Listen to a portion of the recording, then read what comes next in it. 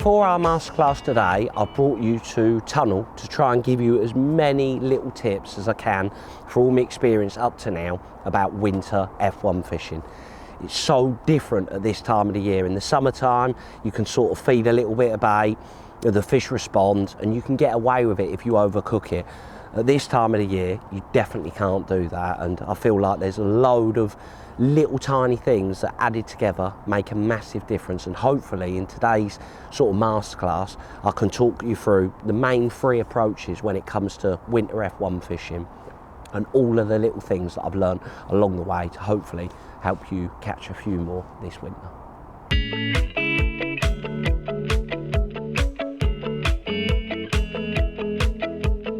When you say winter F1 fishing, what's the first thing that springs to mind? To a lot of people, it's dobbing bread. Oh, you can't beat dobbing, it's brilliant. Yes, it is brilliant.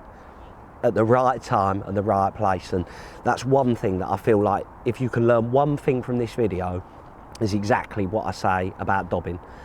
The reason being is it's not the be all and end all of winter F1 fishing as such. I would say more matches are actually lost via spending too much time flicking a bit of bread about because you don't know what depths the fish are in, you don't know what baits they're eating as such, if pellets and maggots are working, and you can quickly lose your match, to be honest.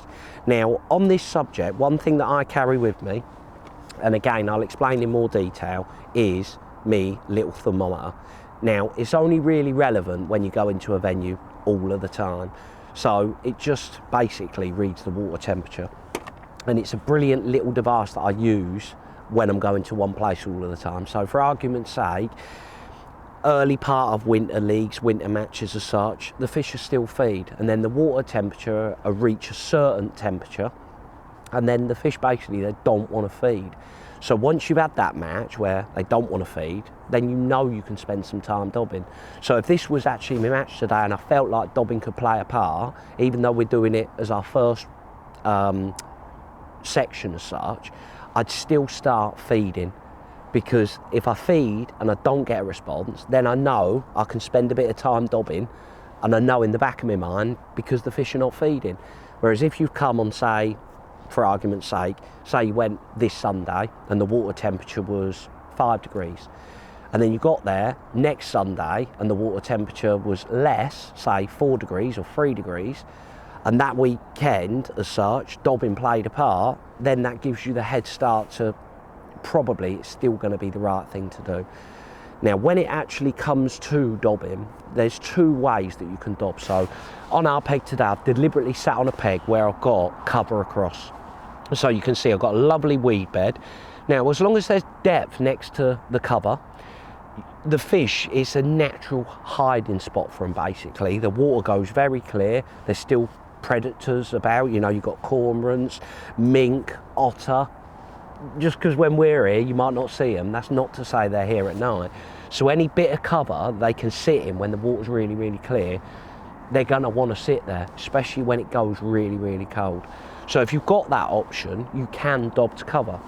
But for argument's sake, say I drew the peg to my left, and I've got obviously a little bit of cover as such, but say it was all that bare banking and I've got no cover whatsoever, well, I can't really dob there, you might be thinking to yourself.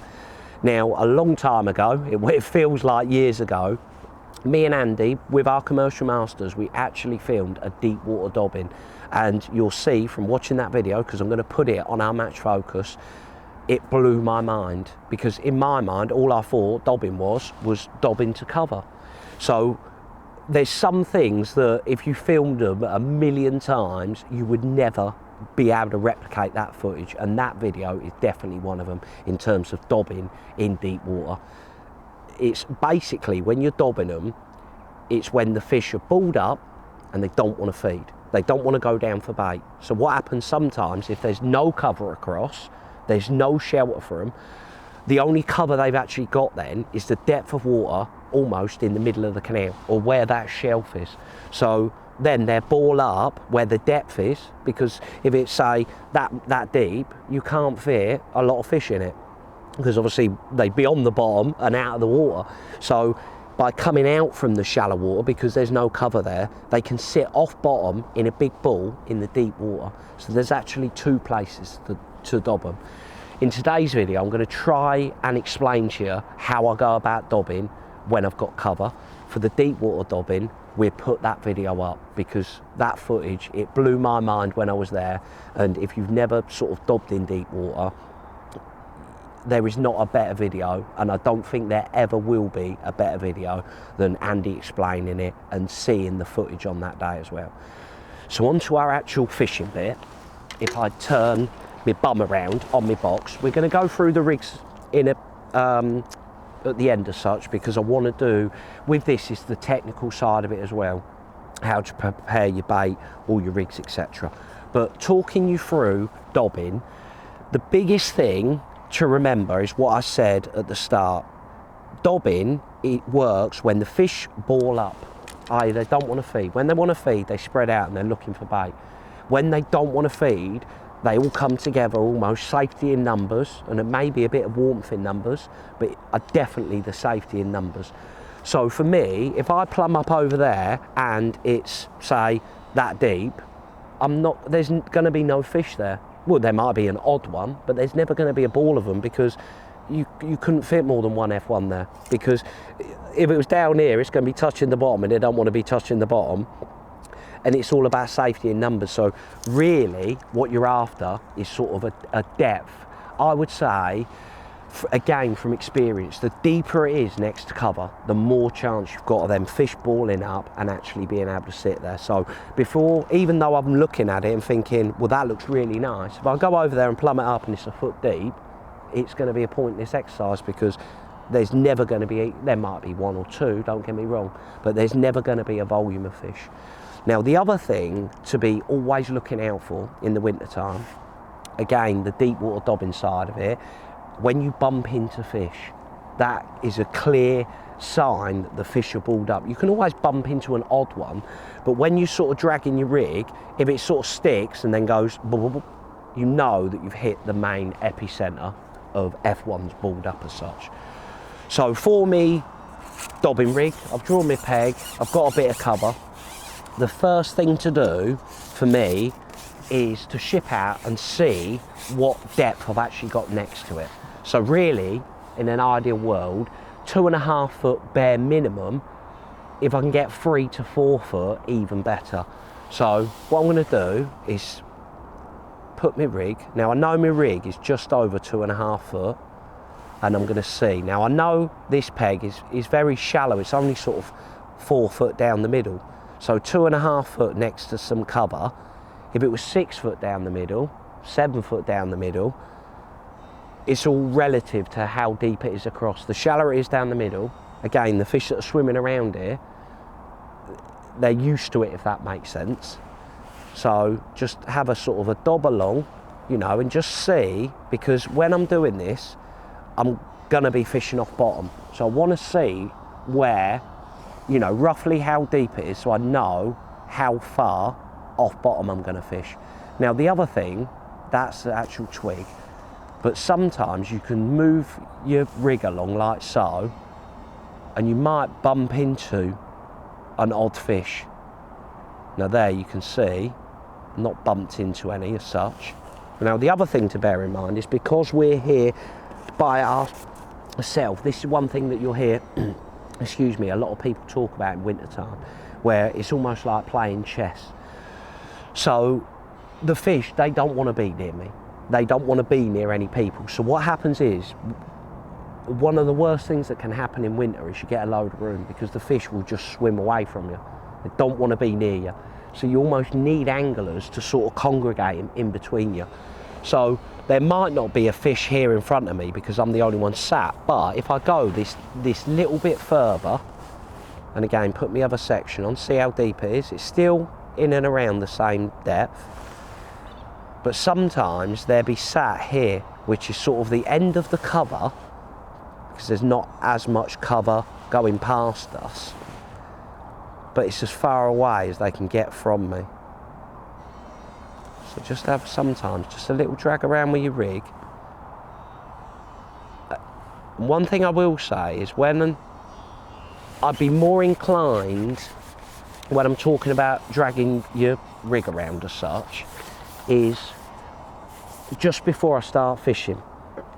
Because obviously when I plumb up, say I've drawn my peg at 8 o'clock and I don't start fishing until 10:15, and look, you see, I don't know if you can see that, I'll ask Baz to zoom in, there's one just top there. Now again, this is what happens in winter. If I hadn't have shipped out them, that fish would have never jumped. It's because we've disturbed it. This is the other thing you've got to be careful of in the winter time. Think about that. The fish don't want to be near you. They're never just going to sit in front of you all day. They will do when they want some bait. They come to you.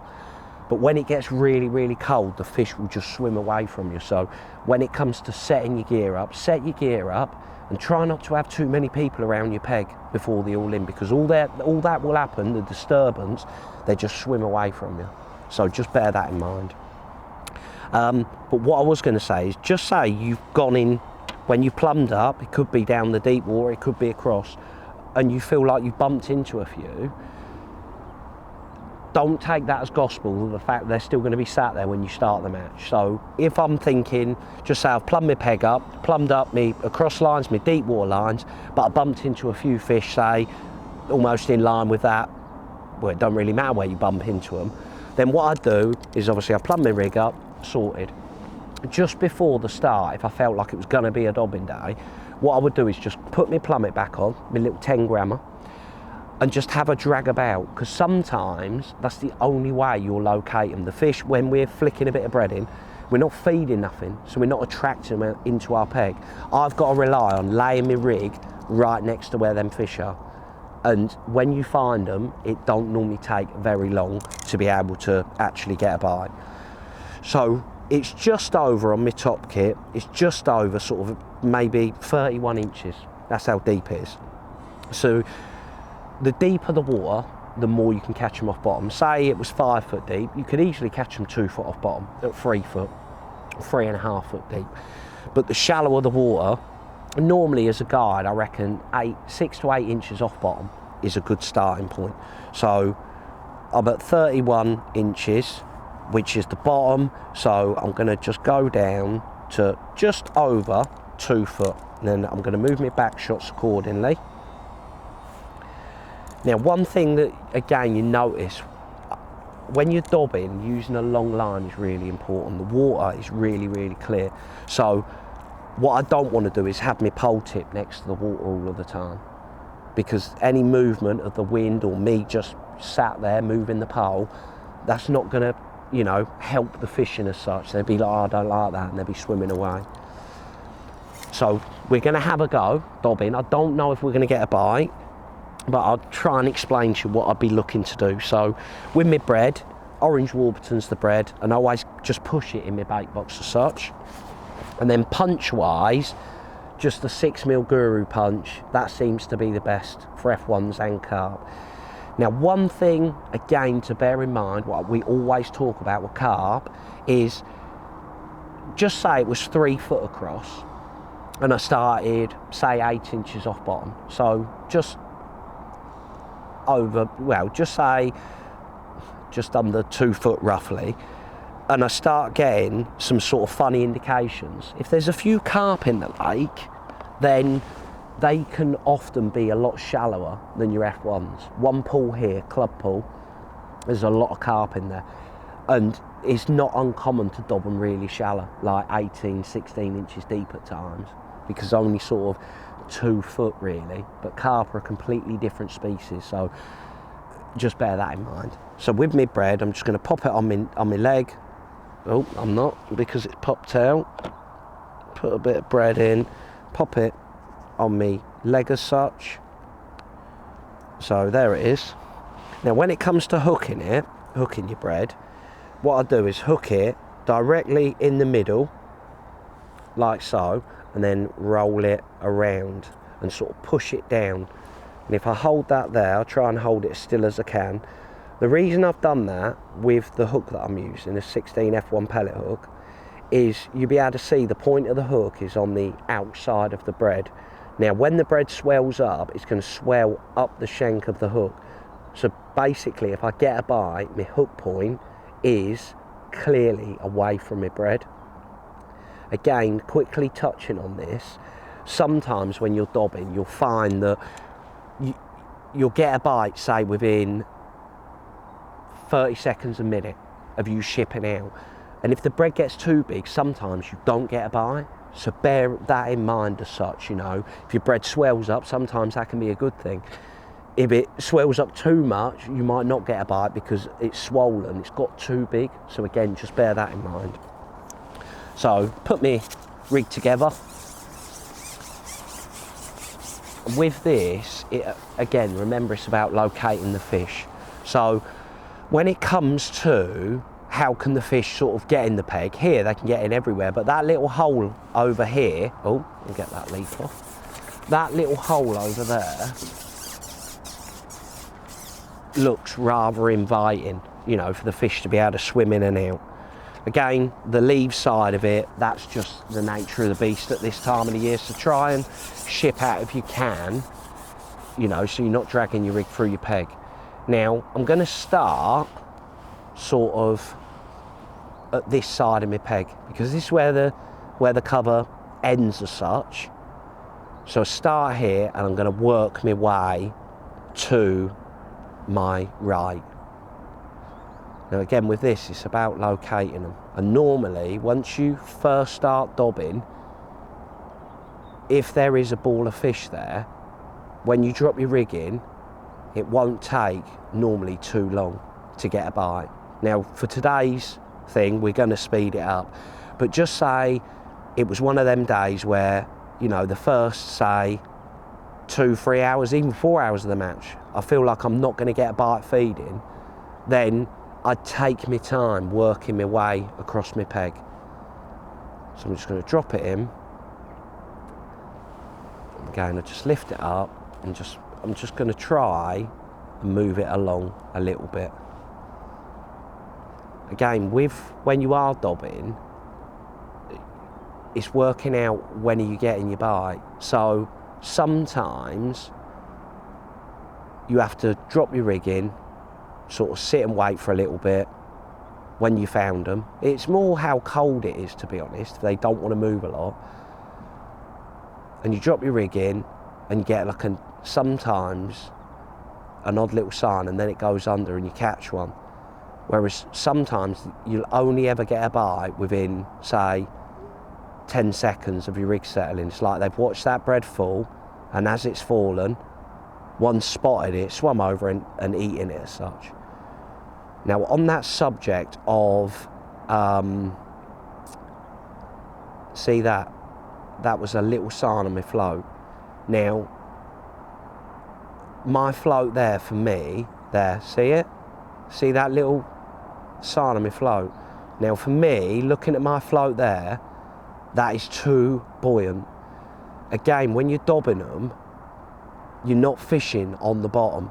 So not only when I'm laying my rig in am I hoping I want to get a bite, but the other thing that's really, really important is looking for signs on your float. Because when we're setting our rig, we're just guesstimating in terms of how far off bottom that we fish. So any little signs, any little movements like that, I might be fishing too deep. And the worst thing that I could do is there's a ball of fish, they're not really feeding, so I'm not always going to get a proper clean bite, but my float might, if it's shotted correctly, which this one isn't, which I'm going to change, I'll get a little, but I won't get a bite. And I think, oh, you little sneaky. So I come in, shallow up just a little bit, I lay my rig in the same spot, it just goes, and you catch them. And again, talking on that through me experience as such here, the amount of times when I've been fishing and can't really see me float properly, so I take a little shot off only to stop getting bites immediately. So I'm just going to put on 2 number 12s and just try and dot that float down a little bit more. So we definitely had a couple of signs on that one. Now it might just be little roach, but that is one thing that's definitely well worth saying about making sure that your rig is dotted to a smaller, you know, pimple as you can make it. So again, I'm laying my rig in from me inwards, if that makes sense. If I lay it sideways, see there, a few little dinks on my float. If I lay it sideways, I've got a good chance, because I can't see what's sticking out and what's not sticking out in terms of, you know, the grasses as such, and some of it will obviously be dead, and I don't want to lay my rig on it. Now that's another reason why you want to shot your float down, because if I lay it in and it's laid over something, my rig's obviously not going to settle. So then I'm going to know that I need to lay it in again. Whereas if it's your float's a bit stuck up a little bit more, you're never going to know that, because it's just sat there. You're never going to know that you've laid it over something. So I had a couple of little signs. So again, another little thing that you can do, just lift your float and drop it. Again, with this, you're always trying to just entice a bite.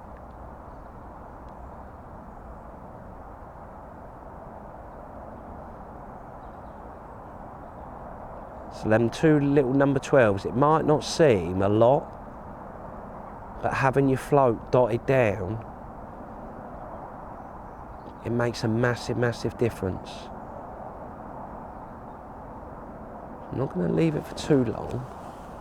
Just lift it up. See there how much my bread's swollen. And then just put it into the next little sort of hole. See if you get a sign. When you're doing this, you've got to, what I like to do with my matches as such when I'm fishing, unless I know 1,000,000% I am not going to get a bite feeding, then I will start dobbing. But if this were a match now, I've had a couple of little signs, I've not caught anything, but I know zero. I know nothing about, are the fish feeding, aren't they feeding? Or unless you've drawn a peg where you know they ball up, and you've got, you know, a very deep peg, like for argument's sake, Westwood's a perfect example. When you draw around them spinners on a flat, calm day, especially because there's some carp there, you don't need as many bites when they're that big.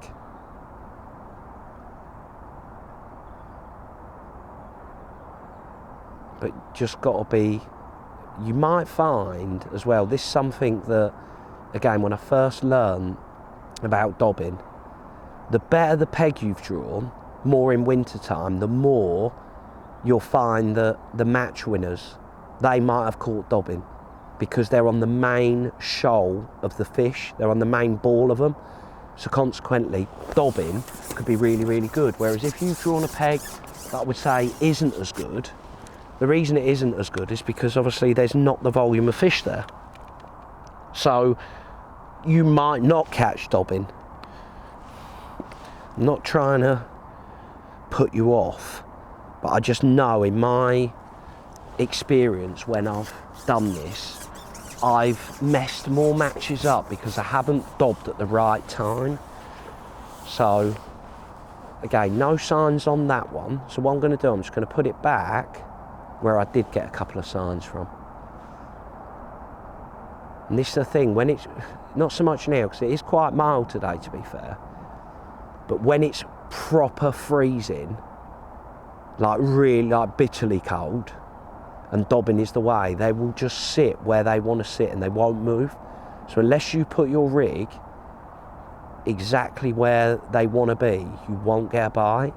So with this, it's a lot of experimenting, you know. Some matches, especially here on this sort of peg, you know, it might take me 20 minutes or so before I find them, and then you can go in and catch two or three chucks, and then you spend another 20 minutes trying to find them. Now that's fine when you know that the fish aren't feeding. Okay, no signs there. I just want to see if I can get a bite for us. So just lay it here.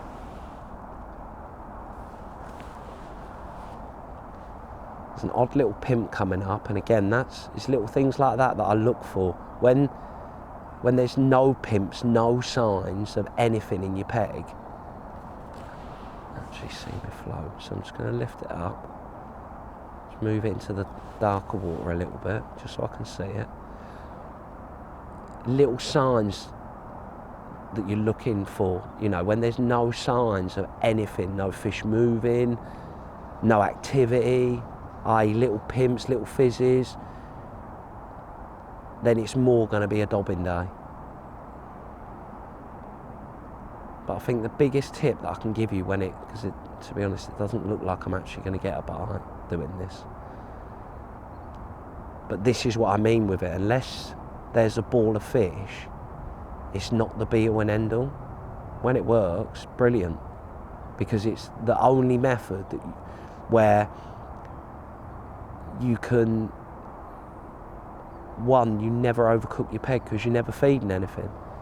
And when the fish do not want to feed, i.e. they will not, it doesn't matter what you feed, tap a bit of crushed expander in, tap an odd little maggot in, it doesn't matter what you feed, you can feed bloodworm and you will not get a bite. This is the only way to be able to get bites when the fish don't want to feed. But that's exactly what it is. So I'm just going to lift it up. I'm just going to move a little bit more into this little bit here. Just lean forward. Again, remember that cover. The fish, they want to sit underneath that cover because that is what it is for them. It's shelter. I don't know if that was a bite or not. I don't think so. They're going to want to sit right underneath that cover. So you could be literally 2-3 inches away from a fish and you will not get a bite unless you put it in the right little bit.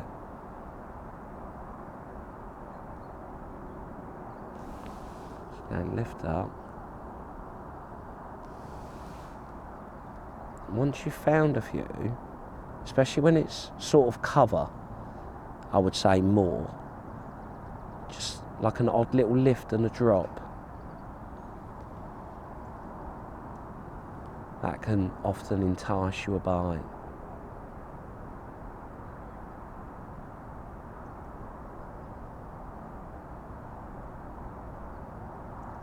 Some days you've got to be really, really patient, but again, from experience, it's just not the right time. It's too mild for this. And this is what I mean about, you know what I was saying about the sort of dobbing in deep water, the video that we done for Commercial Masters. You're never gonna, it's so difficult to film them when they're sort of shouldered up as such. So we'll just have one more go and see if we can get a bite. Just tangle my rig there ever so slightly.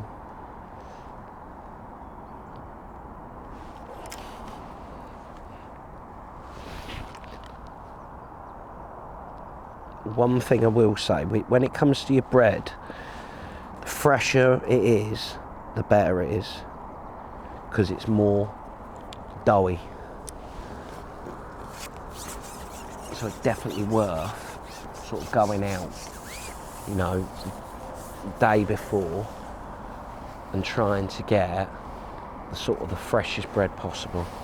So what I'm going to do, just for our last dob, I'm just going to try and get it away from myself a little bit more.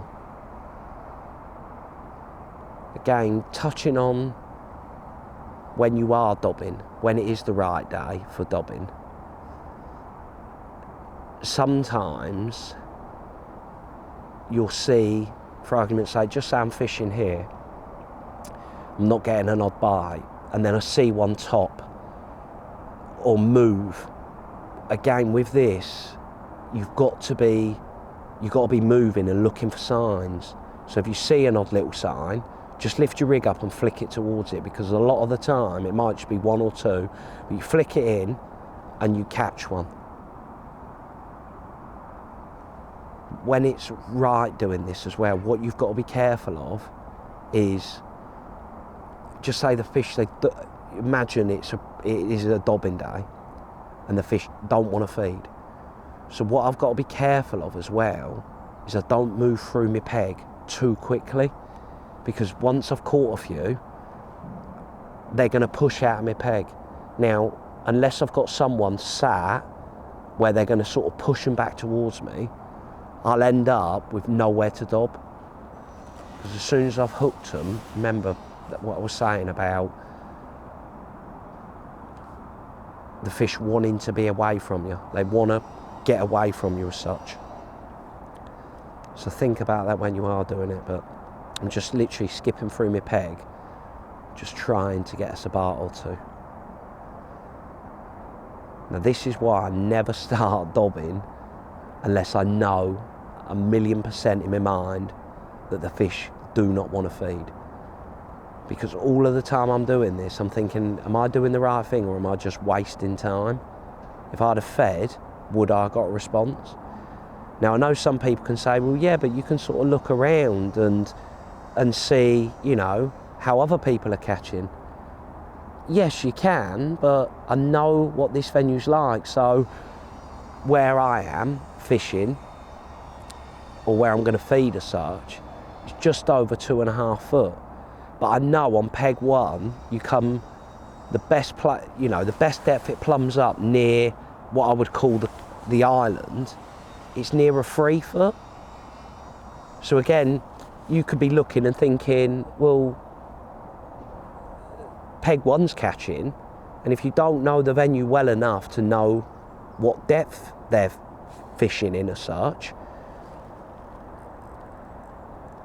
you could be looking and thinking, well, again, for what I was saying a minute ago, it's like it's 3 foot there.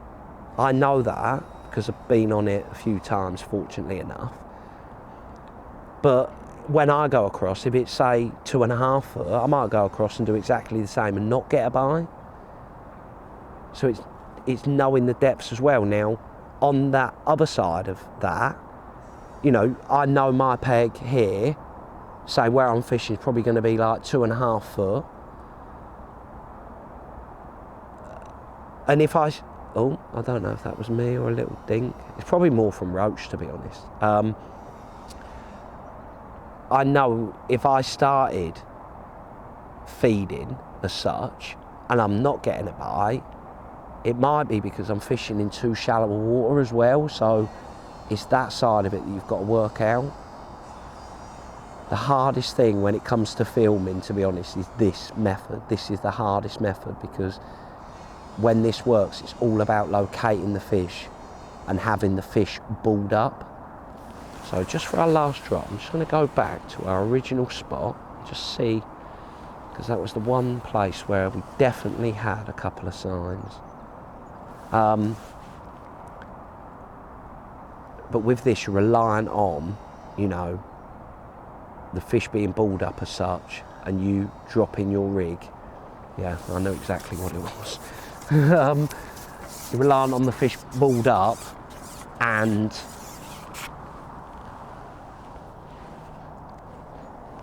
little tiny pommy fowlets. But that's the other thing, you might be getting an odd sign and they're from these sorts of fish. But with your dobbing, when it sort of in a nutshell, when you're dobbing to cover, that's what it's all about, you know, flicking your rig in and thinking about where are them fish going to be sat. That's what it's all about. When the fish do not want to feed, that's when dobbing comes into its own. But it's not just about dobbing to cover. You could have a load of cover, but if there's no depth there, the fish can't sit there. Well, why would they sit there? Because it's safety in numbers. So even though I've got a load of cover, when it's really cold, I might dob them, you know, 2.5 metres off that, or 2 metres, wherever that shelf is, wherever the deep water is. The fish could all be sat there and not in the cover, because there's no depth there for the fish to sit in there. So for that deep water dobbing video, like I say, I'm going to get that one from Commercial Masters put up, because that, when it comes to deep water dobbing and how, again, what the fish are doing as such, it'll explain it in so much more detail. But hopefully there's a few little tips there when it comes to dobbing to cover.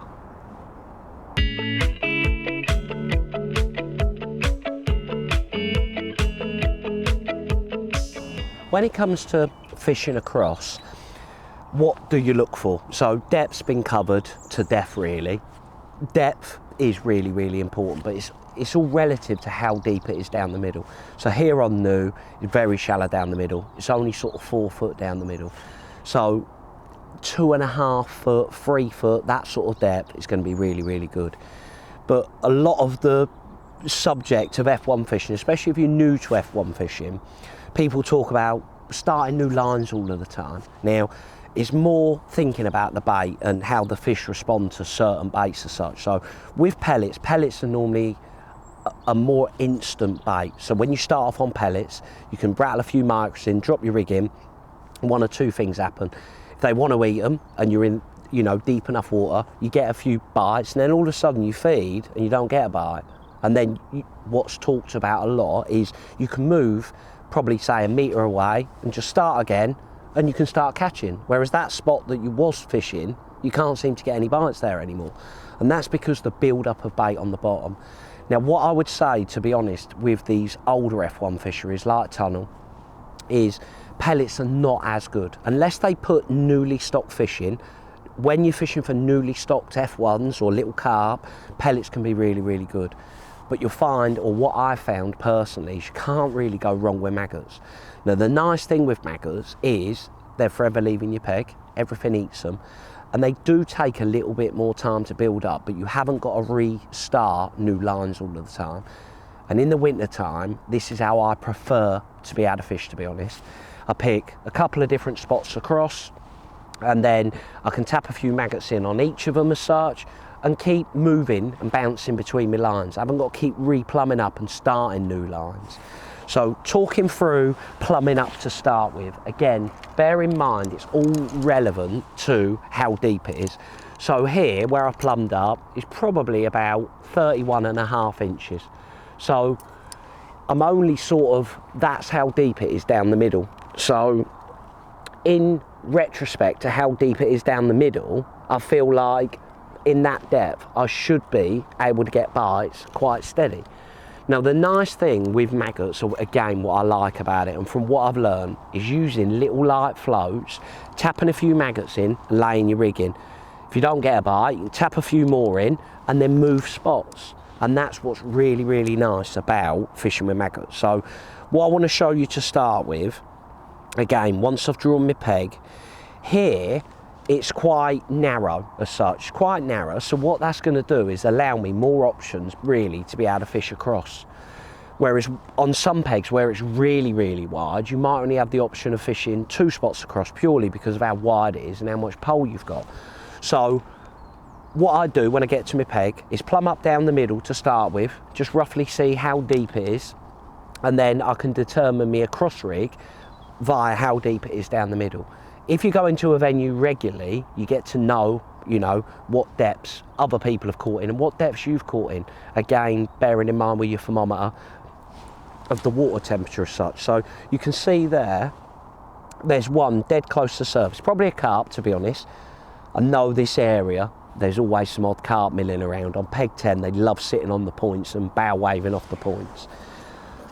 So when it comes to plumbing up, so I know how deep it is down the middle and I've set my float at roughly what I'm happy with. So again, quickly touching on this, at the moment there's no sun out, so we ain't got a problem of seeing our float, but the winter time it can be a nightmare for low light. So across here I've got a load of broken water, so I've got that big tree, but here where my rig is, from where I'm sat, it's all dark water there, so I'm going to be able to see that float no matter what.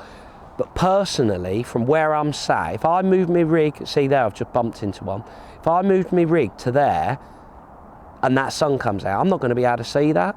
So when it comes to picking your actual where you want to fish, pick somewhere where you know you're going to be able to see your float. So there, and if I lean forward a bit,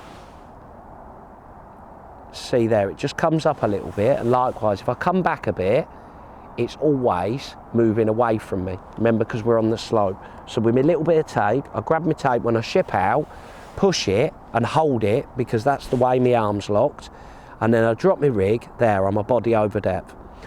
So that's my starting point. I always want to start in front of me on a single line to start with, and I'll explain that why I'm fishing. But what I do now I've got my one spot, so I don't have to worry about this when I'm fishing. I pick my other section up, and I always plumb up a few more different spots as such. So going to my left, so I'm a good, because it's narrow here, I can move a good sort of 5-6 metres away. See that one right past? They're little crafty buggers. So here, in line with that weed bed from where I'm sat, dead in line with it there, I'm that body over depth. And again, if I go closer, you can see how it just jumps up again.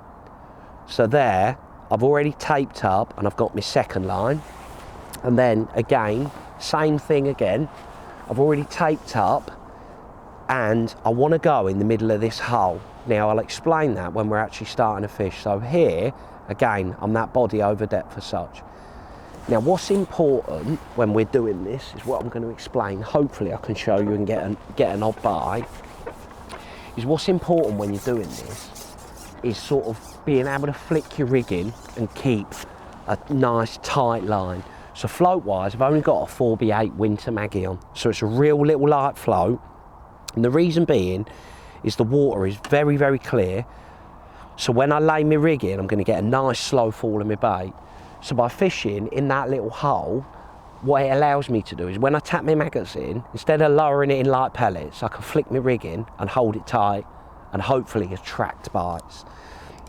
Again, the other thing with my rig, I'll talk about it in more detail afterwards, but I've got a nice long line. Because it's only sort of just over 2.5 foot,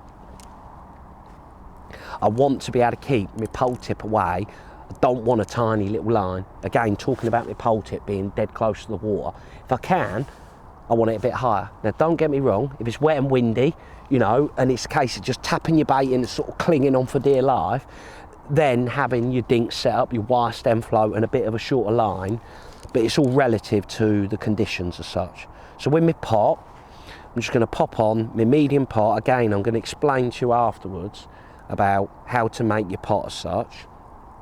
So when I'm doing this, firstly, what I want to do is pretend that I'm here playing a fish. I don't want my pot upside down because I like using with this a medium pot. Now to start with, or starting my match, I'm only ever going to start on one line. I'm only ever going to feed one line to start with, because hopefully if the fish respond, I want all the feeding fish so I can go in and hopefully get a good run. But also that's going to tell me if I feed and I catch one, and then I feed, get a sign, feed, and then I might catch one. Then early on it's telling me, do you know what, it's going to be quite difficult. So what this allows me to do by using my medium pot and having multiple markers, and this is the way I like fishing, because I haven't got to worry about replumbing up new lines. I can ship out, tap a few maggots there, tap a few maggots there, tap a few maggots there, drop my rig in. If I catch one, great. I ship out, tap a few in, drop my rig in. If I don't get a bite, well, I move. And sometimes you might get one fish off one line. Sometimes you might get 2 fish. When it's good, obviously you get bigger runs.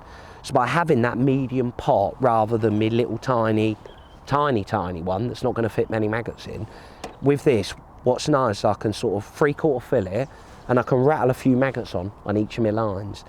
A lot of the time in winter time when it's really cold, it's about waiting for the fish to feed.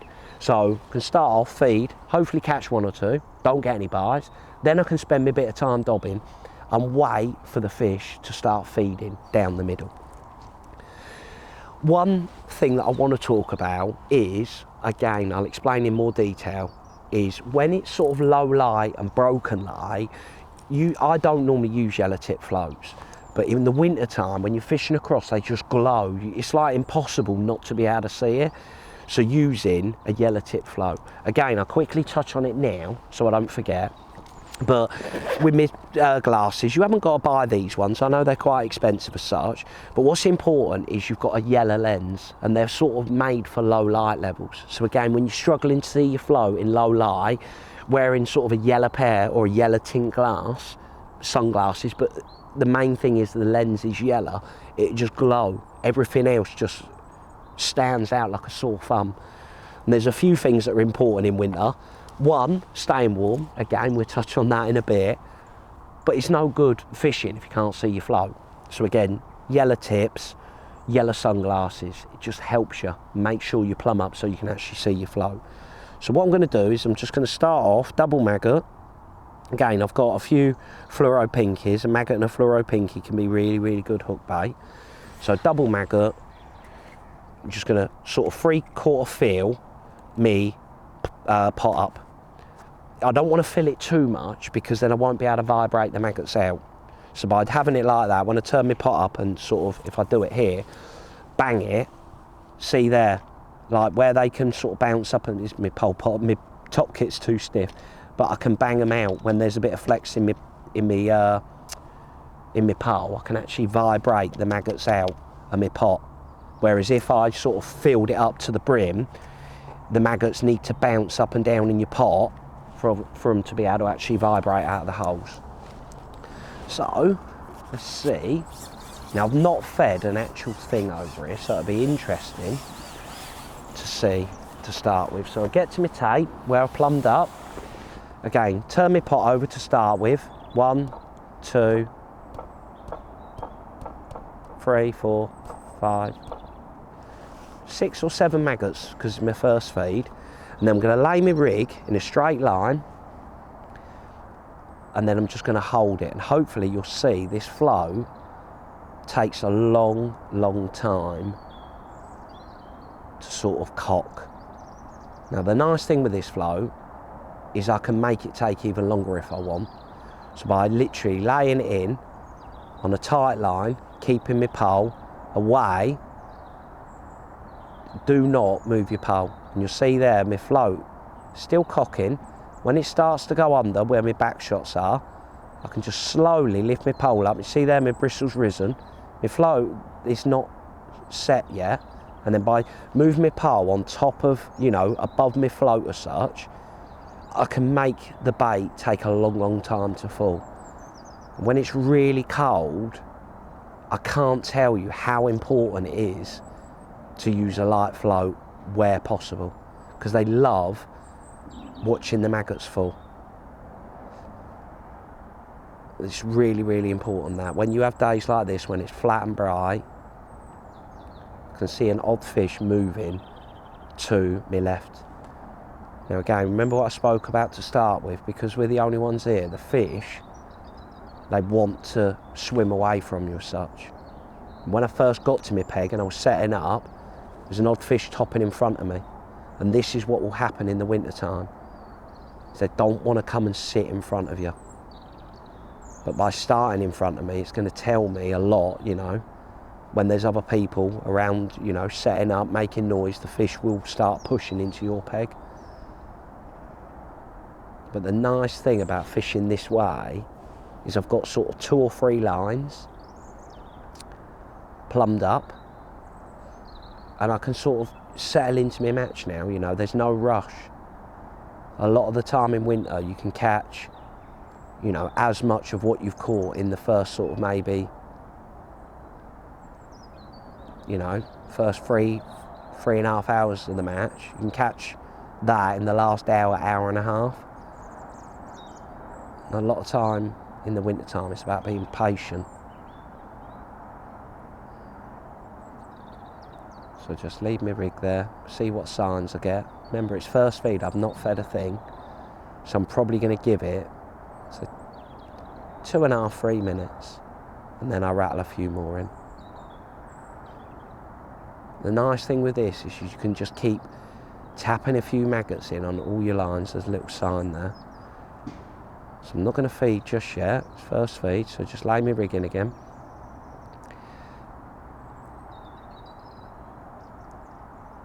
The nice thing with this way of fishing is you don't have to worry about keep trying to plumb up and find new lines. Just keep tapping a bit of bait in on each of your lines. Again, keeping that pole tip away. Hopefully be able to see from that sort of yellow bristle. It just glows, just stands out so well. A lot of the time, what I would say in my fishing, I just see red or black best, to be honest. But more in the winter time, That yellow just glows so well. So I feel like I've had a sign. I might have lowered my pole a little bit, so if I lower my pole now, see how the float's gone, that's my back shot. So it's keeping, you know, once you're fishing with it, feel like you're, you know, moving your float about a bit, then just tap, you know, just move your back shot a bit further away. But likewise, if you feel like you're not controlling it as well, then just move it a bit closer. But ideally, this is how I like it, because if I get a little indication, I can just lift up onto it. So no more signs. So again, the same thing. Tap a few more maggots in. Lift my rig up. Sort of lay it in again.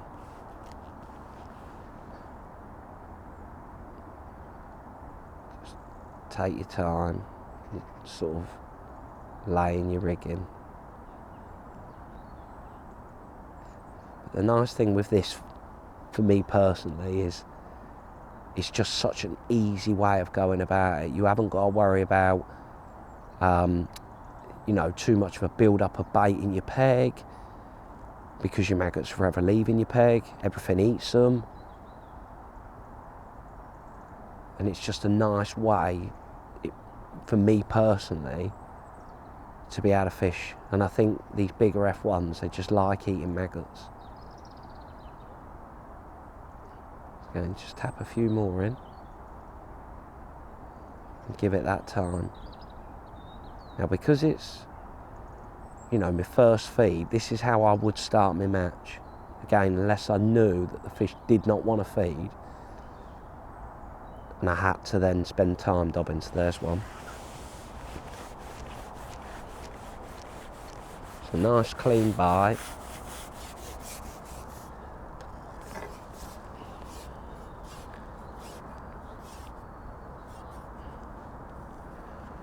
So you think all of that time, you know, we were dobbing as such, we learnt zero. And that's what, dobbing is a match winner and a match loser. And trust me, it loses more matches than it does win, unless you're on what I would call the epicenter. Carp. That's a lovely start.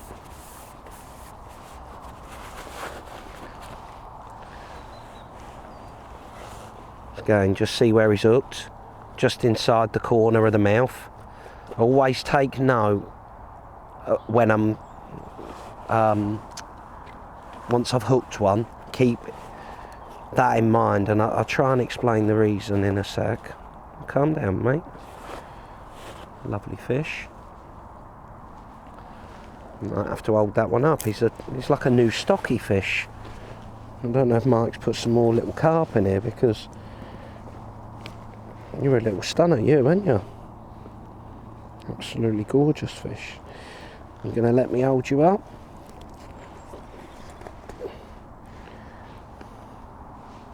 Lovely little carp. Popping back. Brand new mouth. I reckon Mike's been sneaking a few little carp in here, you know. Lovely start. But what I was going to say is, the reason I always look at where they're hooked, it's good practice to do it, but just say it was hooked too far down. Remember, I'm fishing on a slope, so when I'm laying my rig in, I'm laying it in sideways, so I'm hoping that because I've taped up right and I'm hold the pole right and I lay it in on a straight line, my rig should be exactly where I've plumbed up as such. So on that slope, if you can imagine, I'm here, body over depth. But if I've leant forward and not known it, I might be sort of 2-3 inches over depth. In which case, you know, if it's right down its throat, that might be the reason. So again, double maggot. And this is just, for me, such a nice way of fishing. So again, I've still got loads of maggots in there, but always top it up, because hopefully come back with a fish. So now all this would be a case of doing, to be honest, just repeating the process until I stop getting bites. So what I'm going to do, again for filming purposes, just say I've stopped getting bites, caught a couple, and I think, well, do you know what, whilst I've been fishing I've seen more activity to me left than I have to me right. So we're going to assume that, because that's exactly what has happened. So I feel like there's more fish to me left than there is to me right. So what I'm going to do now is, I'm still going to fish in our little spot, but what I'm going to do is just try and speed my peg up a little bit. So I'm going to go out, going to tap a few maggots in on that line. That's not the line that I'm going to fish. But what I'm going to do is I'm just going to feed it. Now I know that, say, you know, I might get 1 or 2 more bites now on this line. It's taking longer to get signs, longer to get indications. I've had my little run, and now I feel like this line needs a rest. Instead of just tapping some maggots in on that line and starting on it, remember, when you first feed a line, you've got a much bigger chance of foul hooking one. And then as you feed it, as you prime it, the fish get used to that bait, you just don't foul hook as many. So what I'd be looking in my mind, just say like, oh, I don't know, this peg now, it feels like it's going on me. You know, I'm not getting as many signs now, as many bites, or it's fishing really difficult.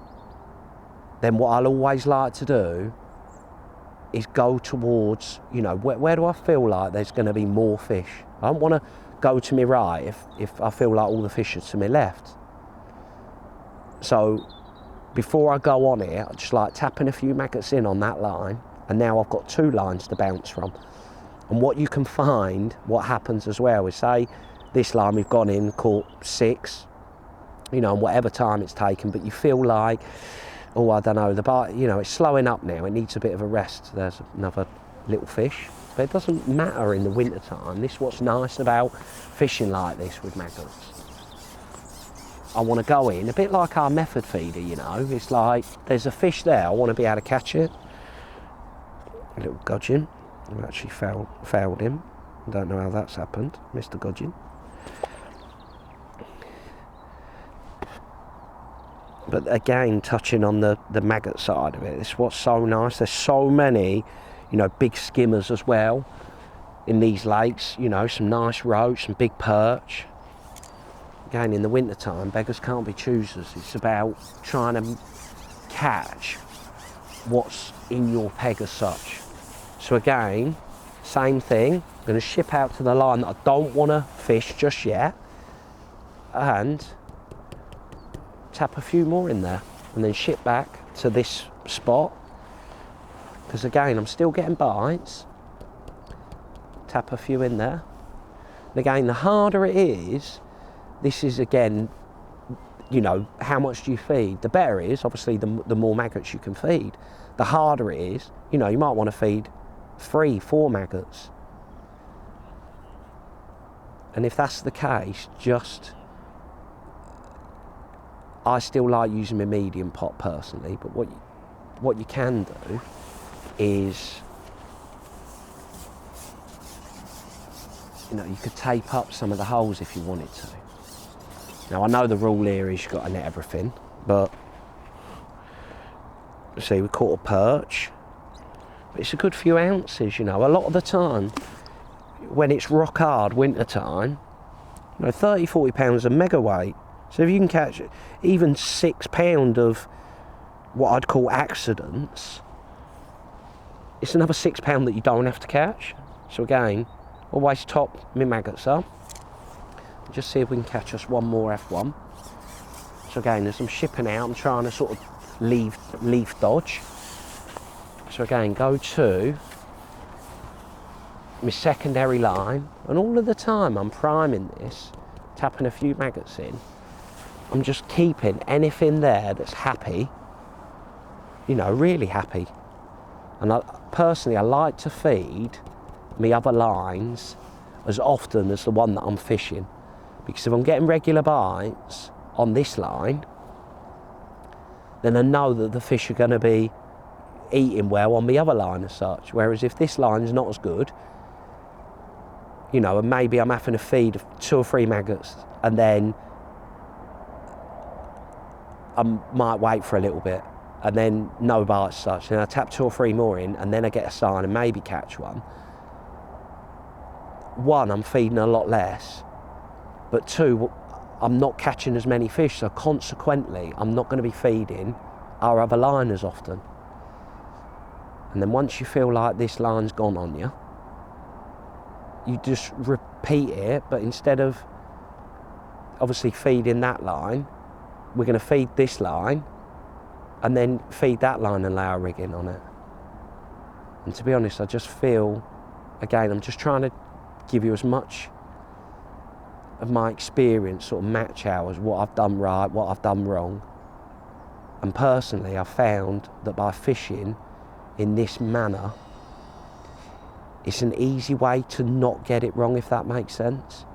Whereas pellets, they can be brilliant. I'm not saying that they're not brilliant, because they can work really, really well, especially when it's, you know, the fish are sort of newly stocked.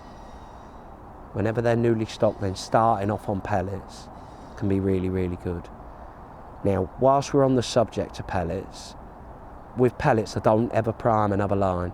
I'd start here in front of me, again, because it's the easiest way to be able to catch a big weight, because it's sort of straight in front of you. You haven't got to ship as far.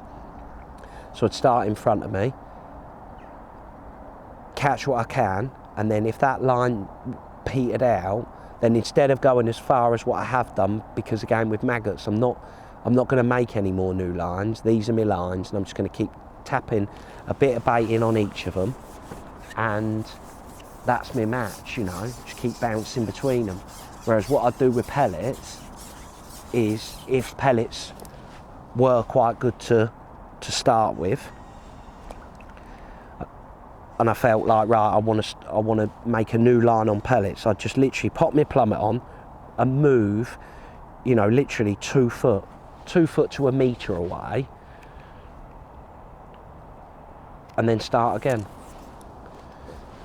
So again, there's an odd little fish there at the moment, so what can I do to stop that? You could feed a little bit more, but I just feel like a lot of the times when the F1s are there, again, tap a few maggots in on this line. When the F1s want to be there, them little fish won't be there as much. So this time, just tap a few more in and just see.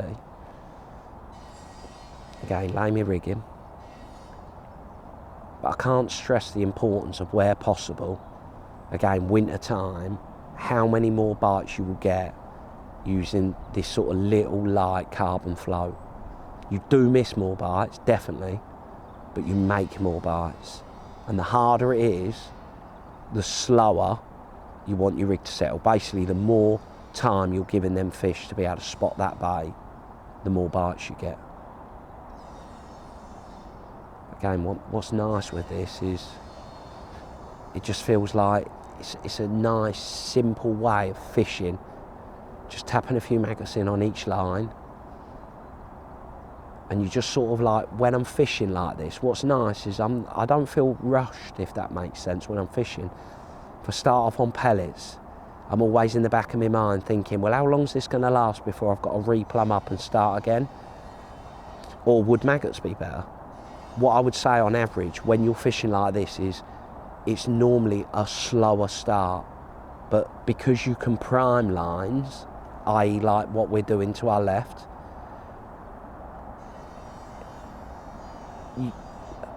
it takes longer to start, but once time goes on, it normally gets better and better and better. So there was a little indication. So again, this time, because I'm getting a few signs, just hold my float up and just lower it in light pellets. You know, there. If you're missing an odd bite, you know, the harder it is, the more important laying in on sort of a tight line. You know, getting that nice slow fall, that's really important. But if you've got some fish in your peg, just lower your rig in light pellets. You don't have to lower it in to be able to attract a fish. If they're just there in your peg every time you're feeding, you know, you're getting a response. If you don't have to attract it, by flicking your rig in. You don't have to, you can just lower it in like pellets. But I can't stress the importance of, oh, pinged off. I'm sure it's in the mouth. I say pinged off, snap me up length. I don't know how that's happened. Right. That must have been a dodgy hook pull. So here, just change it. No drama. If that carp would have run off a little bit, it might have been because of that, or it might have just been damaged. Change your hook. It's the only thing with light lines, but there's no reason why that should have ever broke me. But it happens. Don't worry about it. Can't change it. So again, a few maggots in my pot. Exactly the same thing. Let's go to my other line. See, at the moment we're still getting plenty of bites, but for how long this takes to go in, again, I'm going to be a bit more positive on that line, because I know I can be, because I'm getting plenty of signs in front of me. So again, this time, tap my maggots in, a few more, but a little bit lower, because I haven't got to attract the fish into my peg, because I know I'm getting loads of bites, loads of signs. So again, just hold my rig up, and the maggots get somewhere near the bottom, and then just lower my rig in. Little sign then straight away. So again, exactly the same thing. Hold it, just lower it down. Again, the harder it is, the more you've got to be thinking about attracting one into your peg.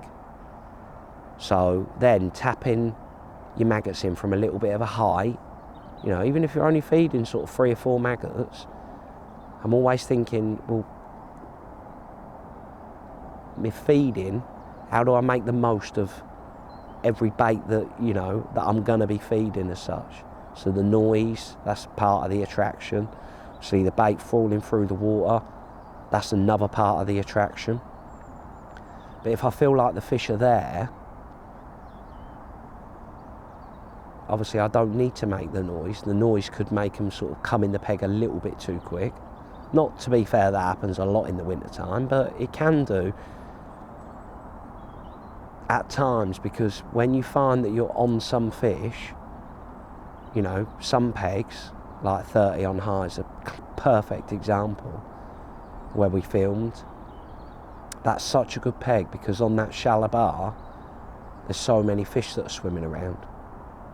So again, I fed my bait, dropped my rig in, and how long do I leave it? This is always there's a little sign there. How long do I leave it before feeding again? The nice thing with these little blips in the peg as such is we are getting some bites. So I just want to see if I can just catch us one more. So what I'm going to do this time is I'm going to change it, because I know I've seen a lot more fish to my left than I have, you know, in front of me or to my right. So I ship out. Again, this line now, get to my tape, tap my maggots in, get to my other bit of tape. So again, the same thing, rattle my maggots in. Now again, because it's fishing, you know, the fact that we're getting bites from little fish, I've got to be mindful that I'm feeding enough as well. To be fair, normally when them F1s come in, them little blips are not there anymore. Oh, little fish. And just hold my rig up, lower it down.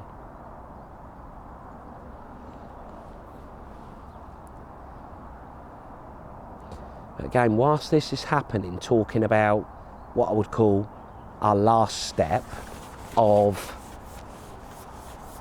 our match as such, is onto our track line.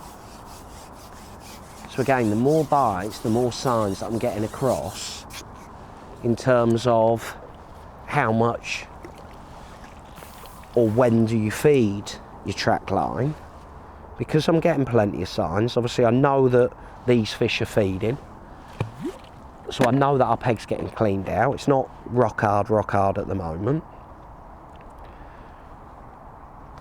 So again, talking about, you know, what we're learning is we know that, I'm gonna have one more go.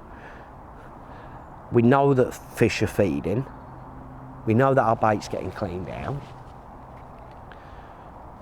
So if anything, it's just giving me more confidence that I can feed our deeper water line a little bit earlier. Whereas if I wasn't getting any bites, any signs whatsoever, drop in on this line, tap a few more maggots in,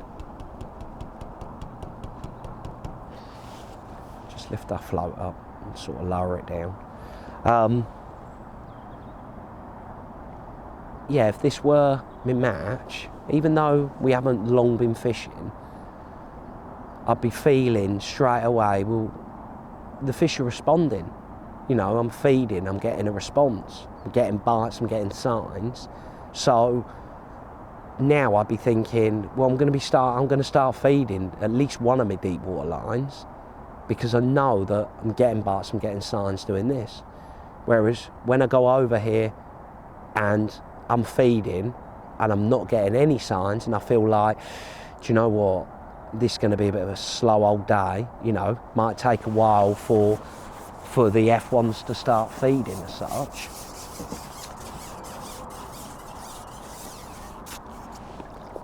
Then I don't want to be feeding too early, because if they're not feeding, I'm just feeding down the middle for the sake of nothing. We should have called this a winter silvers, shouldn't we, rather than F1s. Let's see if we can get one more. I know I keep saying it, but it'd be nice to finish on an F1. The nice thing with this is we're getting bites and we're getting signs. Again, a lot of the winter matches that you fish, you know, 30, 40 pound, you wouldn't believe how good a points that can get you.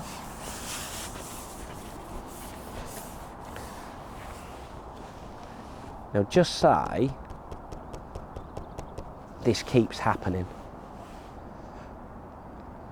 I more think the fact that it's mild today and the fact that we're the only ones fishing, just know from how this venue fishes more often than not that this is the better way of going about it. But just say you went and this was happening all of the time. Every time you go out, you feed some bait and you're just catching a silver. You know, it's like you never give the F1s chance to be able to come into your peg. If this was happening, now my float's sat there dead still, there's probably an F1 milling around. But if you were going to a venue where you were getting tinied out to the point where it's almost like you can't fish maggots unless you throw them out of your hand, in that circumstance, pellets then, I would feel, would be a better bait because they're more selective than maggots. But to be honest, when it comes to your winter matches, it's more about just trying to get a bite. So I feel like fishing this way, again, from my past experience of coming here, I just feel like if you go and fish this way, especially if you're not, you know, if there's an angler, say, you know, partridge is a brilliant example, more so than tunnel, I feel, because they have Tuesday matches, Thursday matches, Saturdays and Sundays. When you go in somewhere, there's some anglers that are really, really in tune with it, so they know that all pellets is the right way at the moment. You know, I feel like pellets is better than maggots, and I feel like this depth might be better on this lake, and maybe this might be better on that lake. It's very hard to compete with people like that. So if you're what I would say, you know, a once a weekend, you know, and you go and do a bit of F1 fishing, or even once every 2 weeks, you don't really have that luxury of, you know, fishing 2, 3, 4 times a week. If you go there and just fish like this in a couple of spots with maggots, and again with your maggots down the middle, you know, you're not going to be a million mile off, to be honest. So let's just see if we can catch one more F1 for us. There. So again, lay me rigging. It's always worth experimenting with how you lay your rigging. But what I would say, as it's getting colder, more often than not, laying your rigging like that, the amount of times it just get near the bottom and just go dunk and you get a bite and you catch an F1. Whereas sometimes you lower it in, drop your rig in, you just don't get a bite. Giving them fish a chance to watch the bait is massive at times. So again, like thinking about my peg and my fishing, this is the thing, what again, you know, what I was talking about, working out. How much do I need to feed? How often do I need to feed? And only by fishing it for a period of time will you feel like, what happens is, I feel like a lot of the time, is you're almost making a window of opportunity, if that makes sense. So you ship out, you tap however many maggots you believe is relevant for your peg, be that 5 maggots, be it 10 maggots. And then you might have to wait, you know, a minute, you might have to wait a minute and a half, sometimes you might have to wait 2 or 3 minutes. And then you get a bite, you might hook it, you might miss it. And if you miss it, how many more bites are you going to get before you need to feed again? And I think ultimately, when you're doing this, on the day, that's what you need to be working out. How much do I need to feed? How often do you need to feed? And how many fish almost can you take off one line before you feel like, do you know what, that needs resting now? So ship out, tap a few in, go on that line. And it's amazing, you think, oh, I've got to ship over there, can I not just ship here and just catch one because my peg's solid? Well, yeah, it might be for 2 or 3 fish. And then the second you tap your bait in and it don't go under, you'd be thinking, oh, but why didn't I just tap a few maggots in on that line? Because if you'd have done that, it takes another 10 seconds. But then the difference is you go on that line, it's like dunk, dunk, dunk. God, this line's solid now.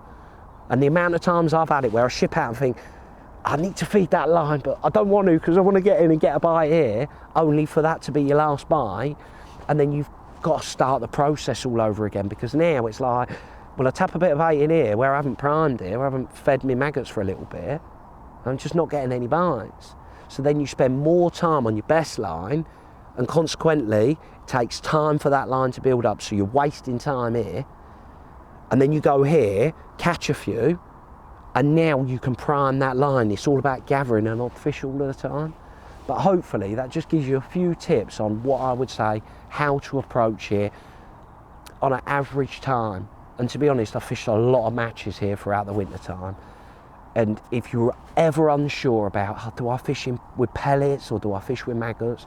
If you went there and just fished like that, you can't go wrong. It might be a bit slow to start with, but second, third hour, a lot of the time in winter, it's about, you know, just getting your opportunities as and when they're coming as such. So by fishing like that, you ain't got to worry about replumbing up new lines. You ain't got to worry about them on the right bait. It's just get on and fish. Tap a bit of bait in, and then later on, hopefully onto our next bit, a lot of your weight in the winter time is about what you can catch down the middle. But if you don't get that bit right across, you know, then you're reliant on catching down the middle, and then you go on it too soon. Again, if you foul up one, it's all of those things. But hopefully that gives you a few tips on, you know, across fishing with maggots in the winter.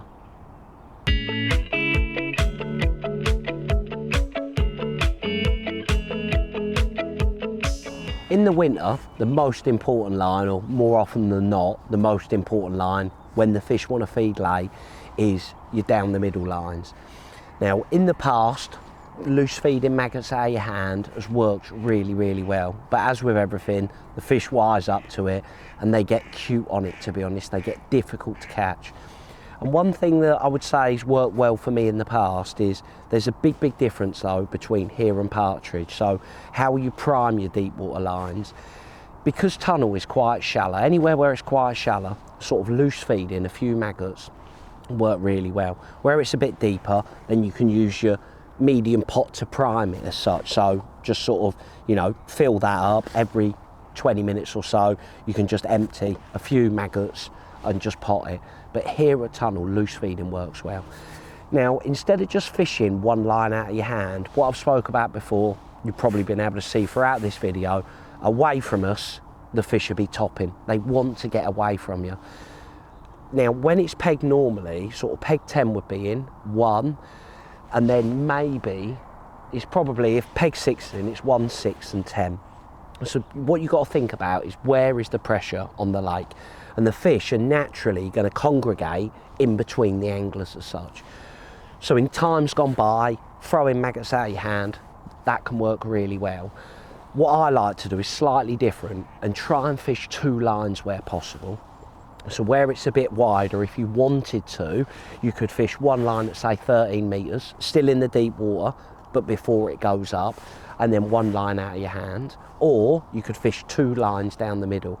The reason I like plumbing up, finding 2 lines is, 1, I'm a bit of a nightmare in terms of when I start feeding, I can't always put my catapult down. But more importantly than different ways of feeding, a lot of the time you can expect one way to be better and the other way can be better. And the other thing about your track lines as well is you're reliant on the conditions. So if the wind was blowing from right to left, we're going to be able to present our rig a lot better to our left downwind. Whereas if it was blowing from right to left, we're going to be able to present our rig a lot better to the right.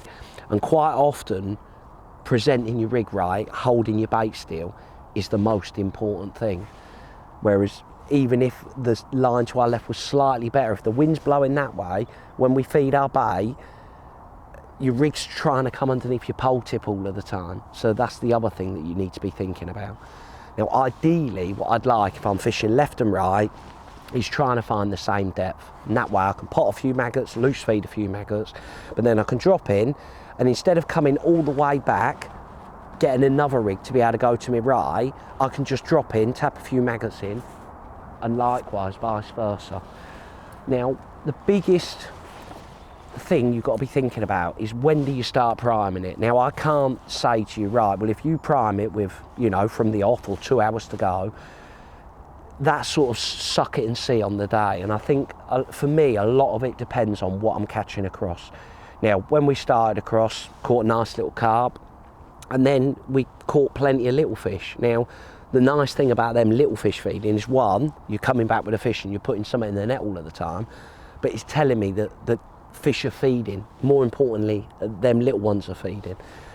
And if I feel like it's going to be quite a good day, I just start loose feeding one of my track lines and then pot the other one. So that way I've got the best of both.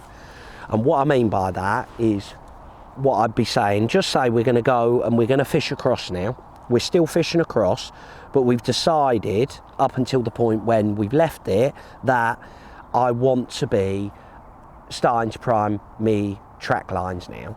So what I would do with me pot on the end of my pole is put a few maggots in my pot. Again, leave enough room for the maggots to be able to bounce out. And then if I was shipping across, before I'd ship across, I'd pick my catapult up and flick a few maggots on that line. So this line I'm going to loose feed, but because we're not going to be fishing across, but just imagine if we were still fishing across, what I mean by priming it is that line I'm going to start cattying, and this side, what I'm going to do, because I've got me a cross rig on as such, I'd go out and just rattle, you know, a few maggots in on this side. Just keep tapping a few in. And then now, because I've still got plenty of bait left in my pot, I can now ship out and carry on with me across fishing. When do you actually go on your track line? Again, that's something I can't really tell you. Sometimes you can go on it and catch really, really well, you know, for quite a while, to be honest. You can drop on it, catch a few, and then if it goes, again, go back across, carry on trying to nick an odd fish, and carry on building, you know, your track line up for another hit. But a lot of the time when it's freezing cold, you'll know, because more often than not, you stop getting bites across, and that's told you that the fish have dropped off the shelf and they've gone into the deep water. So what I'm going to do on this line, even though I've got my pot on, I'm just going to flick my rig out, draw it back, pick my catapult up and just flick a few maggots in. So just lift me, line up my float, flick a few maggots into ice, and then lift my rig up, swing it out, come back to the join. This is one thing that I really like doing. I like fishing with a bit of a section behind me. One, when it's windy, I find it a lot easier to be able to control my rig. But also when it comes to laying your rig in, again, exactly the same when we're fishing across. A lot of the time, the fish will watch the bait fall. So by using a light flow, it's exactly the same as when we're fishing across, obviously, just slightly deeper water. But they watch the bait fall all of the time. So by using, a bit awkward shipping here. So by using that light flow, it's finding that balance again between using a light enough flow that you get a slow fall, but once it's settled, your rig's dead stable. And again, talking about that bulk and a dropper, that's why I like fishing like that. So they're the ones that you want. Tend to be a lot bigger on average down the track. Now, one thing I will say on my rig is when I'm fishing with me cubes, they can slide on the line. My bulk's never going to slide. Very rarely will it slide as such, but my dropper will move because obviously it's going to slide up and down when the fish is in the land in there. So it's always worth checking your rig. I'll just nip that one on a little bit harder. It's just always worth checking your rig. So again, double maggot. Again, hook bait choice, that's pretty much on the day. If there's a few silvers feeding, I would say, then double maggot's normally my go-to. But the harder it gets, that's more when I'm going to start to look to put pinkies on the hook. So onto the actual fishing side of it now. We've gone trying to do it in sort of match circumstances. I was fishing across, we'll tap a few maggots in on that side, then I'm going to loose feed this side. But now we're actually, what I would say is fishing here, and we've had a response. Just before I ship out, if loose feeding's a better way of feeding, then I pick my catapult up, flick a few maggots in on this side.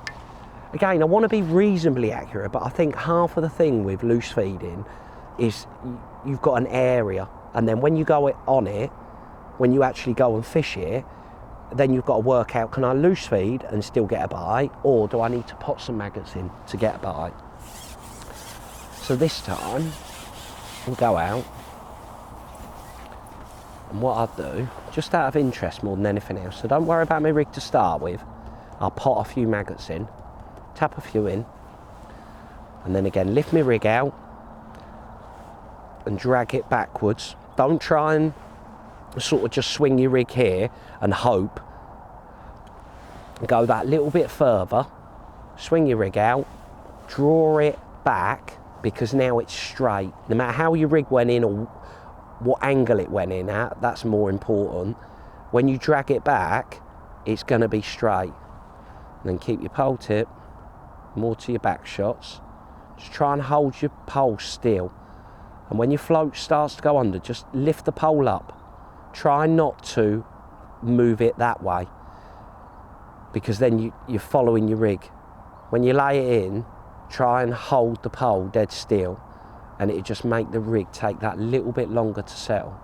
When the water's really clear and it's really difficult, I can't stress the importance of how much of a difference that makes. So there, I just had a little sign, little indication on my float. And when you're actually fishing it, I'd say it's quite simple. Popped off. I'd say it's quite simple, but what you've got to work out, more so here I think than than other venues is, do you loose feed or do you pot? Now personally, if I can catch them loose feeding, I much prefer it because I feel like I can catch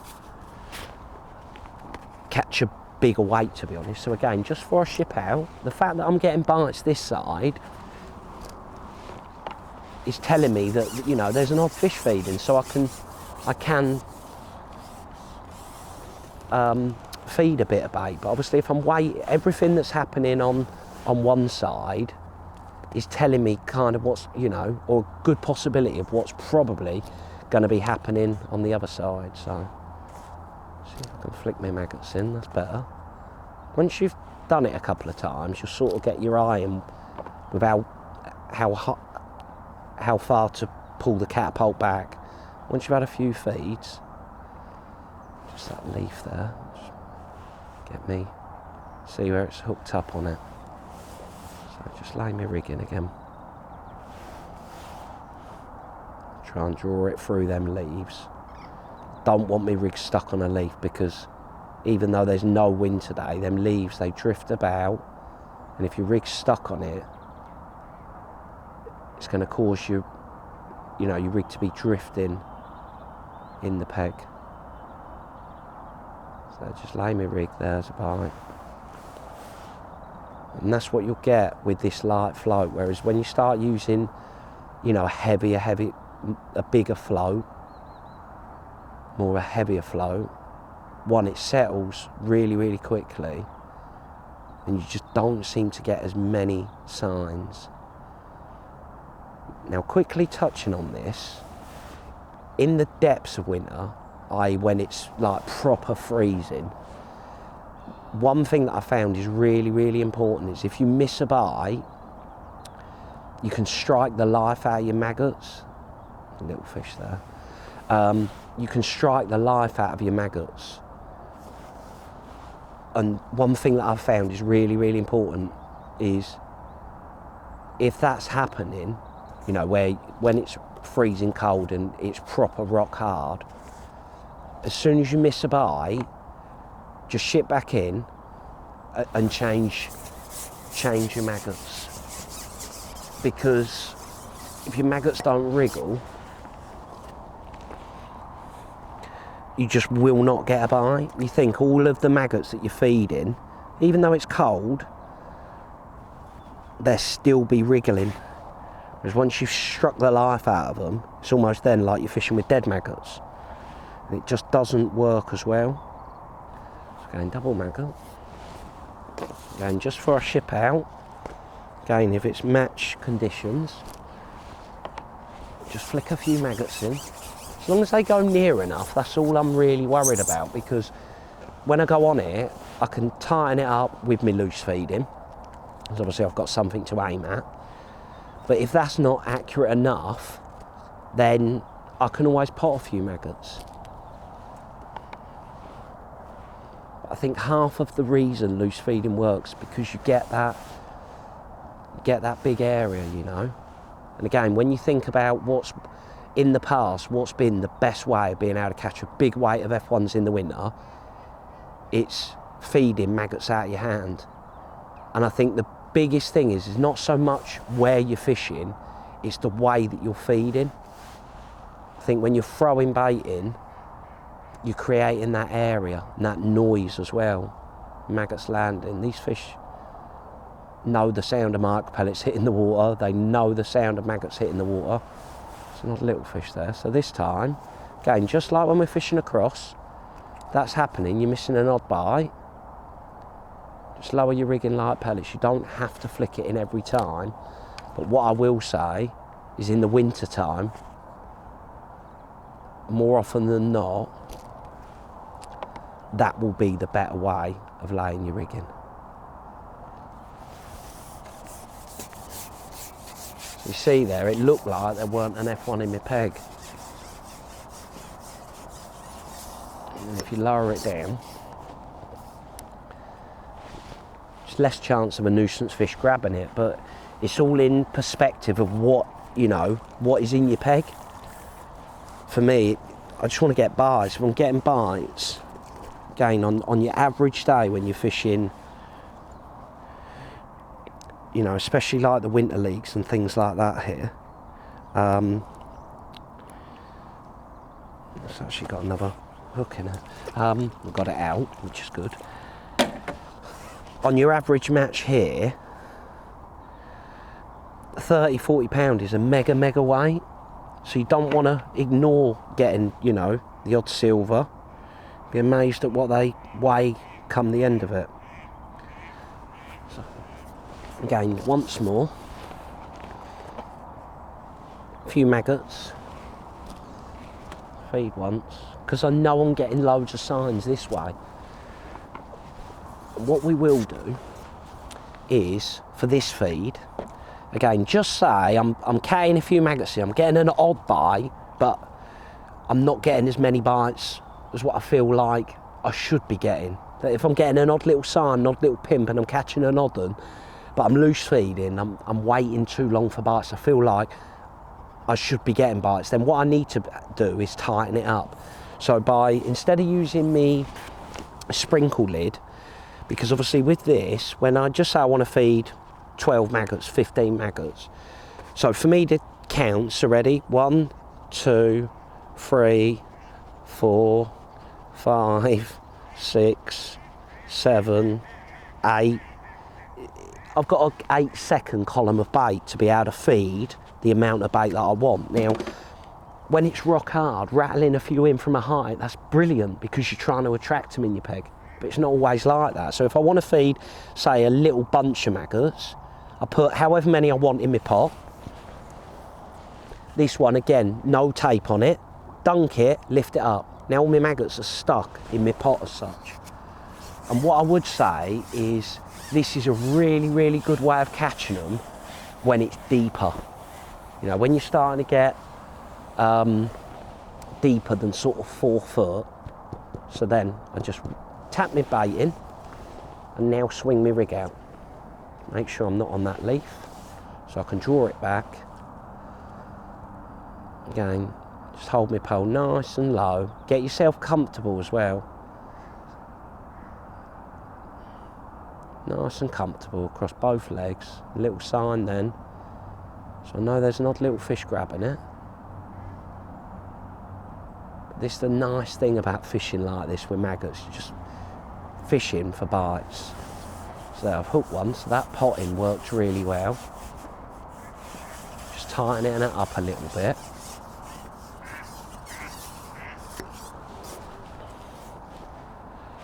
And I think it's very much on the day. And it changes as well. You know, early on when you first go on it and you've primed it, you can go in loose feed and catch really well doing it. Nice F1. When you first go on it, when you prime it, you primed it for a while, all of the fish, they're just so confident because they've just been sat there eating, they're happy as Larry. And then you go in, you start taking them, and all of a sudden you're thinning them out. Where the water's really clear, you spook them as well. So the nice thing about what I'm trying to do is I want to go in, and hopefully I'll just keep doing that. All of the time I'm getting bites, happy days. I'm not going to think, oh, well, you know, there's a few fish there. No, I don't do that. I go in, and then as soon as it's like, nope, it needs a rest, I've got that other line, because I've been priming it as well. And then this side, I can carry on flicking a few maggots, try and gather them fish there. But as it gets colder, you just have to wait later, to be honest, before the fish turn up.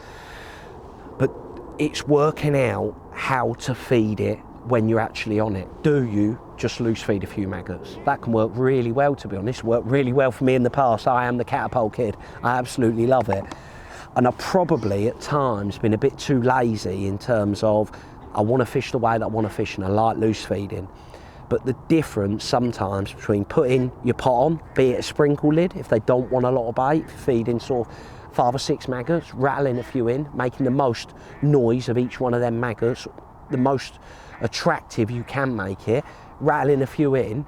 And then the other case is you've spread them out a bit too far, you're rattling it in and it's not really happening, then changing to that other pot, putting 10 or 15 maggots in, dropping them in, still get that nice slow fall, drop it in, sit, be dead patient, dunk, and you catch them. But hopefully that's a few tips when it comes to your track lines. And again, just change where you put them to how wide your peg is. The narrower it is, the more I want to be down the middles like that. The wider it is, then you can have your out of your hand maggot line, in front of you, or slightly to the left, slightly to the right, depending on the conditions and pegs that are in around you. And then again, across, you could have 2 lines at 13 metres if you want. And again, that works really, really well on extension. So try and pick your lines carefully and don't just go there thinking, well, I'm just going to throw some maggots out of my hand. Don't get me wrong, you will catch an odd one doing it on the right pegs, no doubt about it, you'll catch a few. But you'll always catch more if you can utilise, that's a big word for me, if you can utilise that distance between you and the next angler.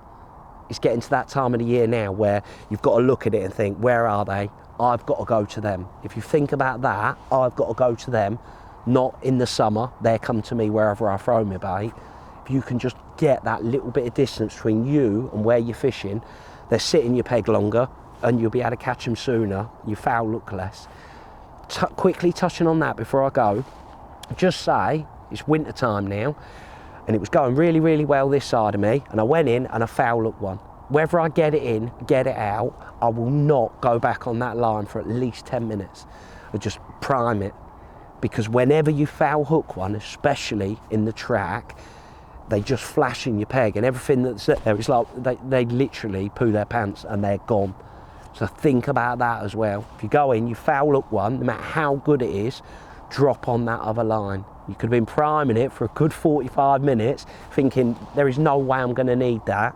Go in, foul hook one, and you'll be thanking your lucky stars that you took the time to feed it. So hopefully that's a few tips when it comes to your winter track lines.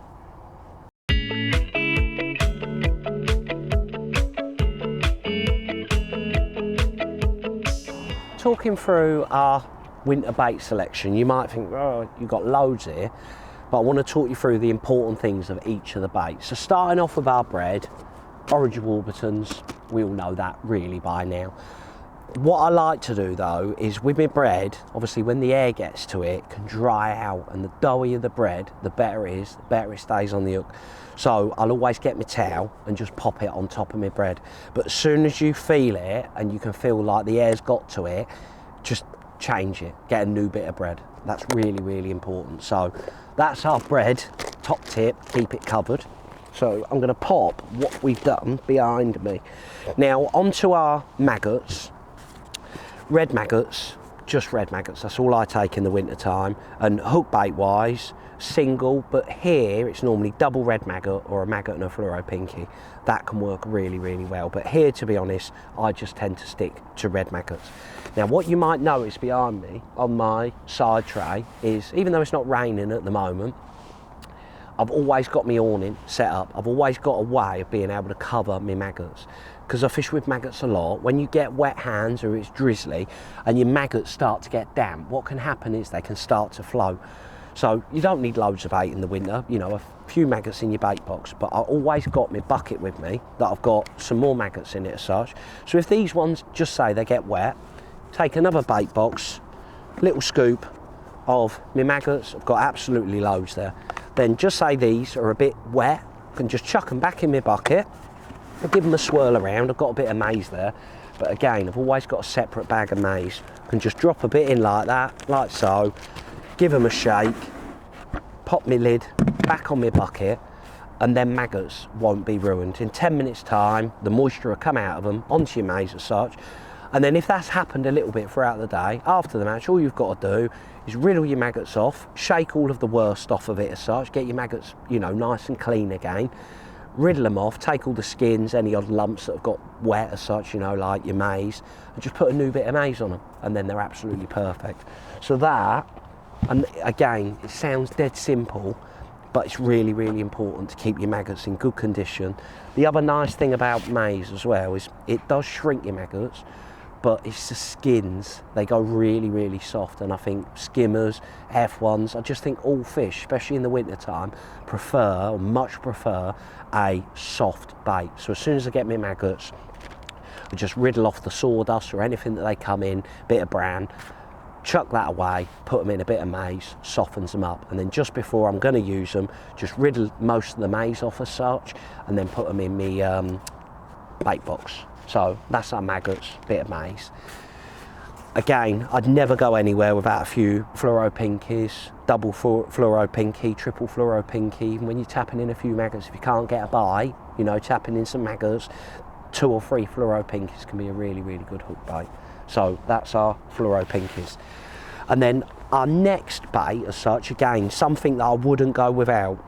You know, some venues respond to it really, really well. So on the Middle Lake at Gold, that I fish a lot, unless you feed crushed expander, you will not get a fish come in your peg. You can use it here, it does work.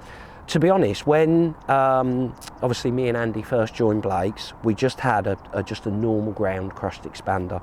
But since Blake sponsored a few other lads, Paul Yates, this is his mix, and basically it's a ground expander, but it's really, really coarse. Now when you first get it, I've got some here in a bag that's been opened. It's really coarse, and when you put your hand in it, you feel like bloody hell, it's like gravel. But once you mix it up, it's so nice. To be honest, I can't see myself, as daft as it sounds, using anything other than this now. So what I've got is, in here, I've got some, here's some that I've done earlier. So what I'm going to do is, I've got an empty bait box here. I'm just going to pop this in. I'm just going to show you how I mix it. Because it's quite coarse, I think the way you mix it's really, really important. So you don't need loads. A sort of pint or 2, especially for this style of fishing. That's all you need. And then what I'm going to do is I'm going to mix it and get plenty of water in it. So I just mix it to start with and swill it around. Now you see that, you think, wow, that's ruined. It's nowhere near got enough water. So a bit more water, and then I mix it with my fingers until it's sort of like porridge slop, like so. And the reason I mix it like that is because it's got sort of big expander particles. You need them all to absorb all of the water. You don't want to mix it like normal ground bait. You look at that and think that is completely ruined, but trust me, it won't be. If anything, you might need to add a little bit more water. But what you'll end up with is, if I can, Baz might be able to zoom it in on his zoomy camera if I hold my hand still enough. But what you'll find with this is it's got sort of bigger lumps of expander. So for me, it's brilliant because you've got the attraction of the expander falling through, but you've actually got bits in there for the fish to eat. Whereas if it's too fine, it's just like a dust, if that makes sense. Whereas with this, if I put some on the gravel, on the mud as such, you might be able to see like there's an odd sort of bigger, you know, bit of expander there. And I just feel like it's just absolutely perfect. And with this, you can feed it, you know, in a few ways if you want. You could feed it nice and damp, but loose. You could obviously squeeze it into a little ball. Or what I like to do with it, this is the way that I like feeding it at Gold, is add a bit more water to it, just stir it around, and basically make a slop with it. So again, plenty of water. And this is how I like feeding it. And because you've added basically so much water, you think, well, the second that hits the water, it's just going to break up and melt open. Trust me, it won't. So when you put it in your pot like so, and when you, what I'll do, because this will be well worth seeing, is I get a bit more water. I know we're on a bit of a slope here as such. So that's my tub of water. So this is literally like soup now. It's like our worm slop jelly sort of mixture. But I can mould that into a little ball, slide that in my pot. Now when I put that on the water, it's just going to go down. But because it's got so much water in it, it won't sort of break up. It will break up eventually. It sort of sandcastle off. But when you drop it in nice and low to the water, you get that little sort of snail trail coming off as it's falling through the water, but the most of it will hit the bottom, and because it's so soft, when the fish come in and eat it, it's all going to puff up. But if you wanted a bit more attraction, what I can then do is that same amount as such, but drop it in from a bit of a height. So I'm getting two things, noise, but when I drop it in from a bit of a height, it opens up a bit more and falls through. So it's nice. If I feed and there's fish in my peg, I can cup it nice and low to the water all of the time. The fish are on it dead quick. But if I feed it like that and I don't get a response, I can come in, put a bit in, drop it from a height. Yes, you've got more chance of foul looking one, but you've got to get a fish in your peg to start with. So again, at tunnel, I wouldn't say it comes into it as much as when I go to the middle lake. But on the middle lake, unless you feed this, if you just feed neat maggots, it's just nowhere near as good. So that is our crushed expander tips. Now on to pellets. Even though we haven't done them today, again, that's not to say that at your venue pellets won't be better than maggots. Now what I like to do, always get like my fishery pellets where it's fishery pellets, and I just get a bait tub, and before I leave home, put me micros in it, just get some bottled water and go to Costco. It's like not even 8p for a bottle of water as such. Just pour me bottled water on it, so I haven't got to worry about the chlorine and stuff like that. And I always do that in the winter time before I leave my house, because I know these are done. And then when I get to the bank, we'll see, I can just bang them out into me tub, and now my micros are fully swollen, fully absorbed all that water, and they're just perfect. I haven't got to worry about, are they soaked up in enough time for me to start fishing. So again, winter time. In the summer it's not so important because it's warm, but in the winter time you want your bait, give it the time to absorb the water. So that is a top tip. And literally I filled it up to sort of here. I think there's a 1 pint bait box, and look how many micros I've got, enough probably for the whole match. So do that. That's a top tip really when it comes to your micros. And then you spend more time setting up, more time worrying about it. You haven't got to worry about your bait. Now the last thing, and one thing that's come really apparent to me recently fishing at Gold, is the colour of your expander is so important. Now at Blake's our expanders are different. They're perfect colour, to be honest. They're this perfect yellowy colour, but they're not always the best quality in terms of when you're pumping them. I've spoke about it a million times before, but expanders come in batches. So on this bag you'll be able to see 4mm expander, 4 pH. So every time they get a new batch of expanders in from now on at Blake's, they're going to send me them, and I'm going to pump them and see how I get on with them. Again, we're just waiting on a good batch. But for the winter time, the one thing that you might be able to see, I need to show you this because it's so important. So these expanders here, they pump lovely. They're absolutely brilliant. But the problem is they're way too dark. They're just a horrible colour. You just don't get as many bites on this one. Even though when you pump them, they actually swell up to a perfect little expander. On there, they've got fish and feed expanders. And even though I've been fishing and feeding them, you put one of them on the hook, and it's nowhere near as good as the golden one. So getting the right coloured expanders is really important. Now one thing that I do a lot of, more in the summertime, when I'm fishing and feeding expanders, I'm going to pump them where possible, but you haven't always got that option. So just say, for me, I'm an expander nut. I probably spend more money on expanders than I've spent on anything else. So when I say, oh, I've got a good 4mm or I've got a good 5mm, it's because if I go to a shop and they've got some, say, the amount of money I waste on expanders is frightening. But one thing that you can do in the winter time is obviously you don't need millions of expanders. So when you get your expanders, just say, one, if you feel like they're not the best quality, and two, they might be a bit big. The one nice thing with these Blake's ones is they're the right colour, but they're not always the best consistency as such. So with my expanders, doing them like Andy, so get a plastic bag, put however many expanders you want in the corner of your bag, cover them with water, just cover them with water, time them in a knot, chuck them in the fridge, and they're done. Now the nice thing at this time of the year is obviously you don't need millions, and by doing them like this, just say if they're a bit big, what you can do is you can literally put in a few expanders. That's, you know, I don't know, probably 25, 30 expanders there, and then I can wrap that back up in another bag, so I'm keeping them, you know, out of the air as such. But by doing them like that, you actually stop the expander going too big. Now, in time, leaving them in water, they're going to obviously carry on taking on water, so they're going to carry on blowing up. Now, if you've, say, got a nice 5mm expander, by doing them like that and just chucking them in the water, when you hook them, just give them a little squeeze, the thing is you've almost stunted them, so they're not that big. So if you've got expanders and they're the right colour but they're not the best size, doing them like that, and then just say after, you know, half an hour's fishing, 40 minutes fishing, you think, oh, they've blown up a bit too much, you can get them, sling them away, a bit more water as such, in your pot, go back to your expanders and just take a few more out.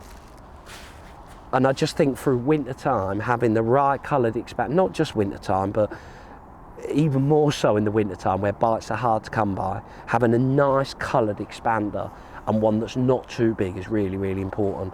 And to be honest, that's the only way you can get around, you know, not having the best expanders but still being able to use them. But one thing I would say is steer clear of this sort of not very nice colour. You want these goldeny coloured expanders where possible. And I know Blake's, they'll always be that colour, but they're not always the best in terms of uniform size. And when you pump them, they can disintegrate. But if you prepare them like that in a little bag, you know, you will be able to use them throughout the winter time as such. You haven't got to worry as much. So, to be honest, that is me tips when it comes to bait. A few little things, but you add them all up and they will make a big difference come the end.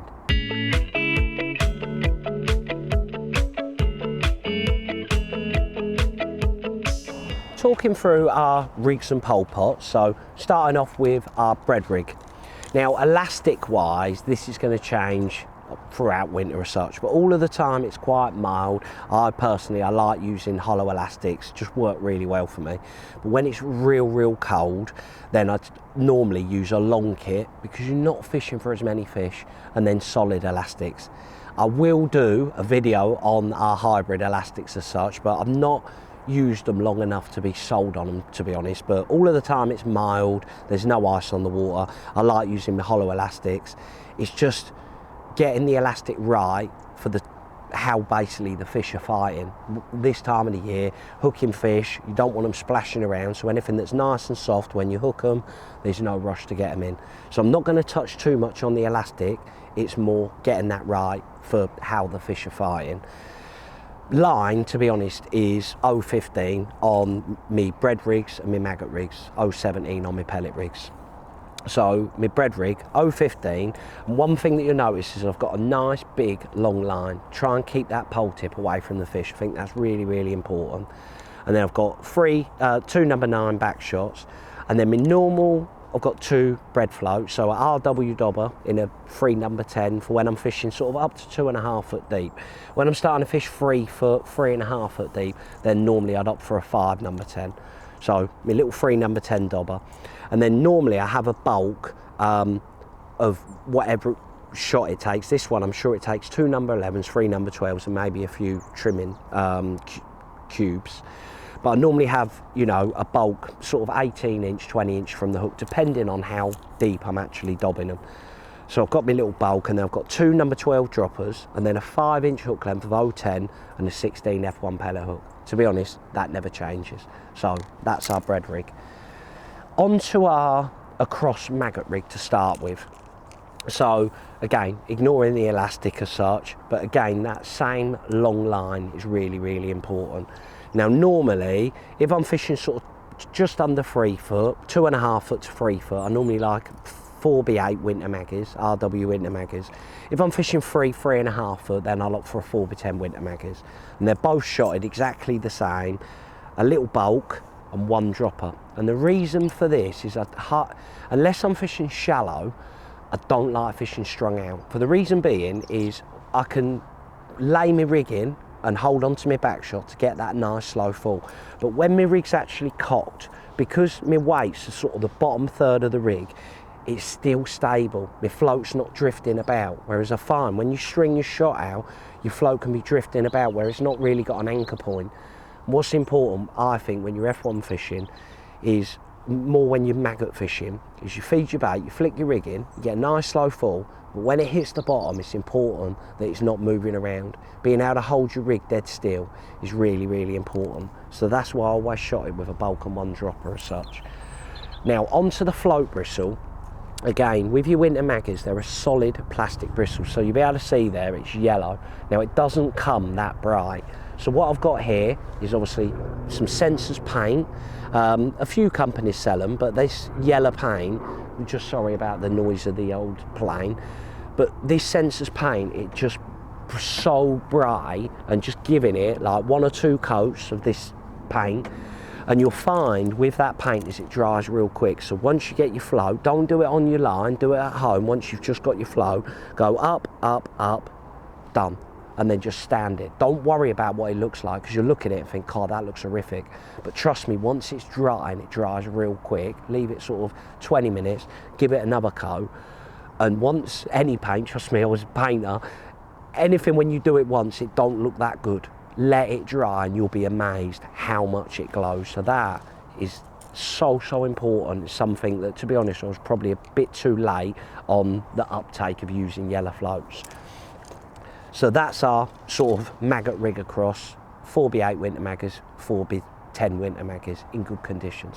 Now, if it's one of them days where it could be windy, could, you know, not be windy, then I'd always set a wire float up. And we've done a masterclass, wire versus carbon, on high pull 30, so that's well worth watching. So again, I'd always set up a wire stem float, be it a 4x12 or a 4x14, depending on the depths. So if I was fishing with maggots, all I'd do is just fish with a bulk and a dropper. But although we haven't fished pellets today, I wanted to talk you through me pellet rig. So again, ignoring the elastic, I like using 017 when I'm fishing my pellet rig, because one, when you feed your bait, holding the float out and lowering it down, you're never really going to flick your rig in sideways. You just want to feed your bait, lower it onto your bait. So for that reason, I've got a slightly shorter line, because a lot of the bites can be dead little tiny dinks, so you need to be lifting up on it, whereas with maggots it's normally under, you strike and they're on. I've just got 2 number 8 back shots because it's slightly bigger float, a 4x12 1.5mm dink, and I prefer a steel stem personally. Don't like flexi wire, so a steel stem.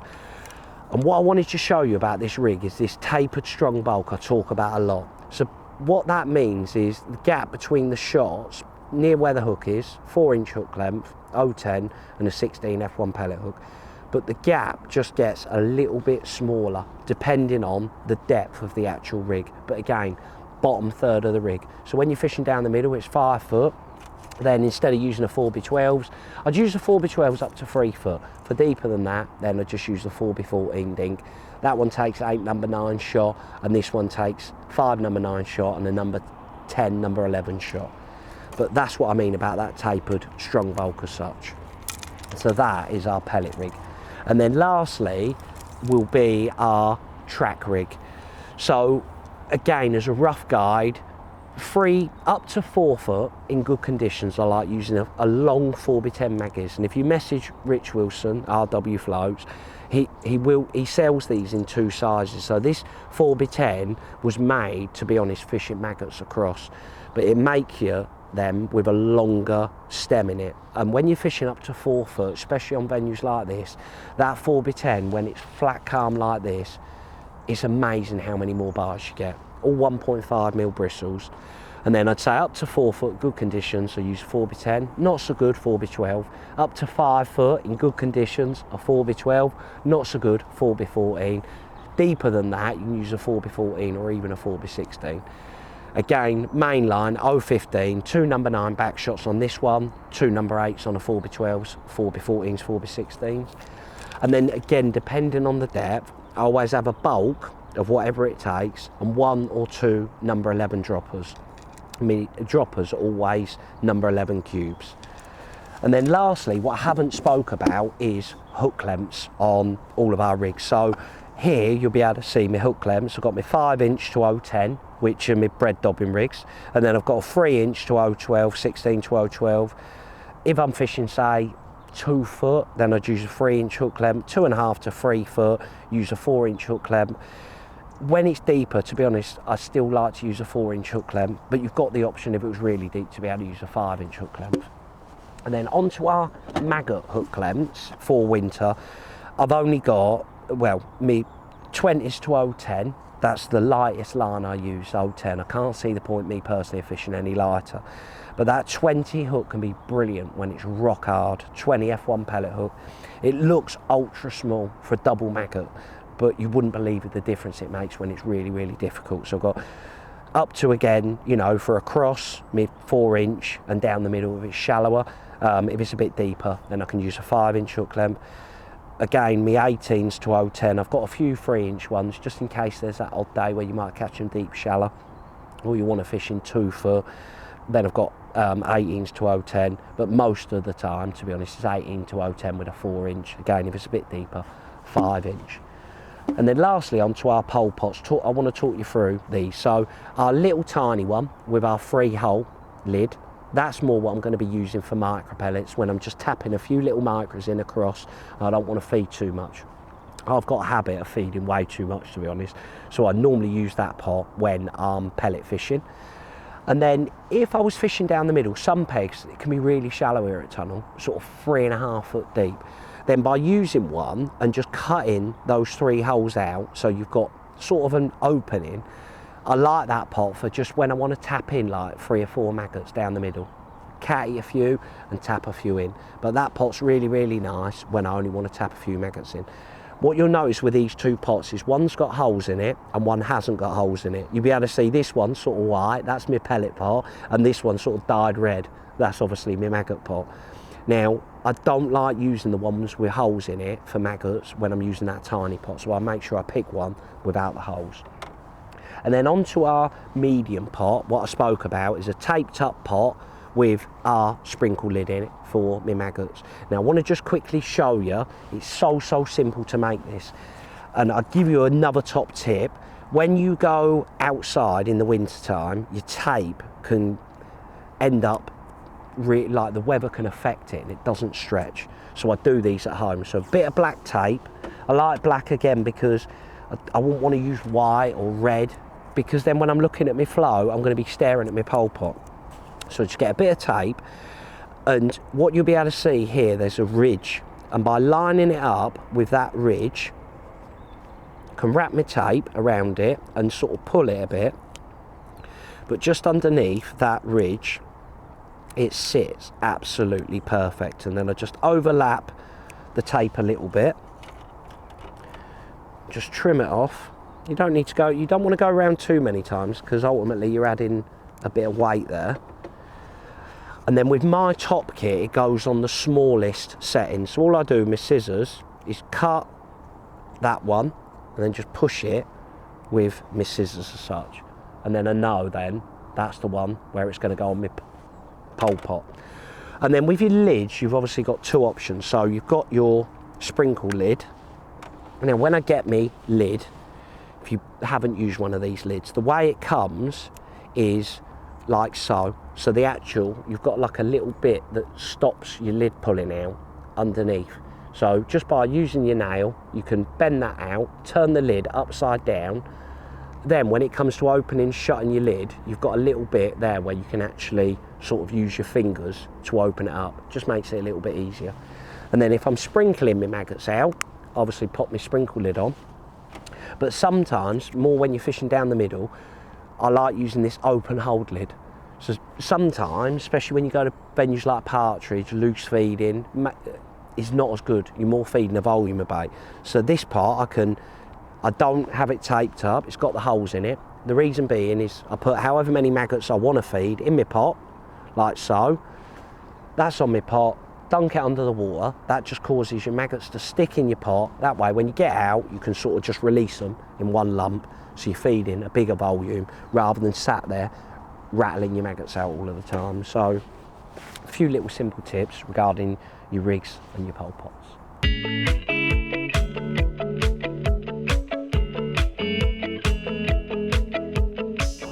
Although the fishing side of everything that we've done today is really, really important, nothing in the winter time is more important than being warm and dry.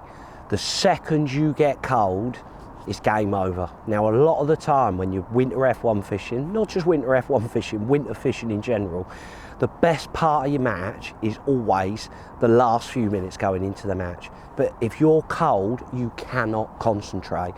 So me normally when I go fishing, when it's mild, I've got my little sort of mucky boots that I wear. I really like them because they're sort of ankle boots and they're comfortable for me. And again, it's about you being comfortable as such, so whatever suits you is brilliant. So normally when I'm setting up as such, I wear my little ankle boots. It's absolutely fine when I'm walking around. So I've only got sort of little legs. What I find with sort of warm, big boots as such, you know, like Ski Techs, they've been around forever, they rub my legs, so I don't like actually setting up in them, but I'll always put them on just before I'm about to start. Again, heated clothing is not something I've ever used in the past as such, but this winter, now I'm getting a bit older, is something that I've definitely got to look into.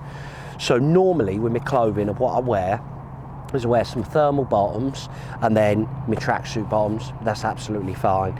And then I've normally got a thermal top, and to be fair, I wear these all year round because I get real bad elbow.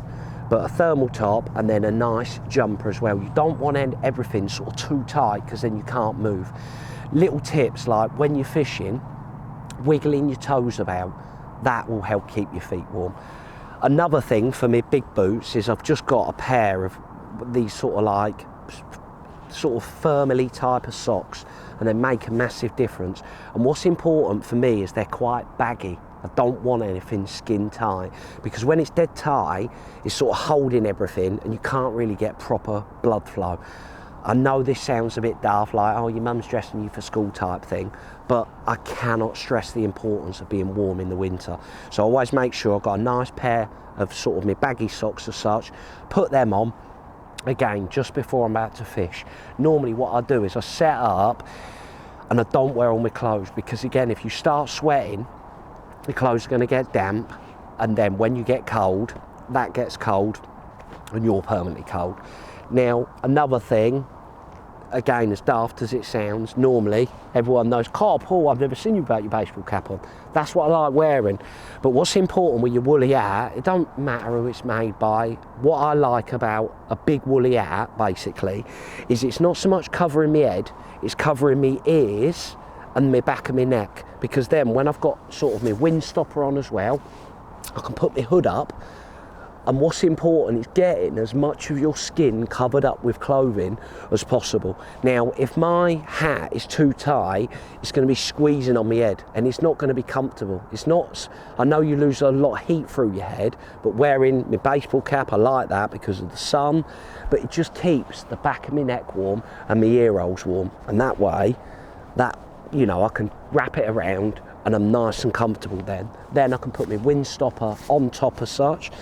And then if it's one of them sort of drizzly days, make sure you get a nice waterproof jacket. I know it's all very, very expensive, but trust me, when you get cold, you would pay everything just to feel warm again. So I've got my hat, I've got my wind stopper. If it's drizzly, obviously I've got my pole jacket as such.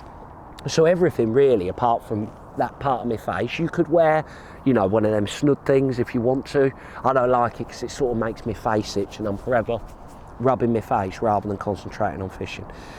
But the worst bit for me that gets cold is my little girl's puds. So go into like Home Bargains, you'll be able to see them there. They're dirt cheap, they're about £3. For me, these ones, it says men's. I need to actually get kiddies ones because I've only got little tiny puddies. Now, when you obviously open them up, take them off as such, take the little bits off. Obviously, I don't want to be fishing wearing gloves like so, because now if I'm trying to bait up, obviously I'm trying to grab my maggot, if this hand was covered as well, I've got a tiny little hook, I'm just going to be forever hooking my gloves.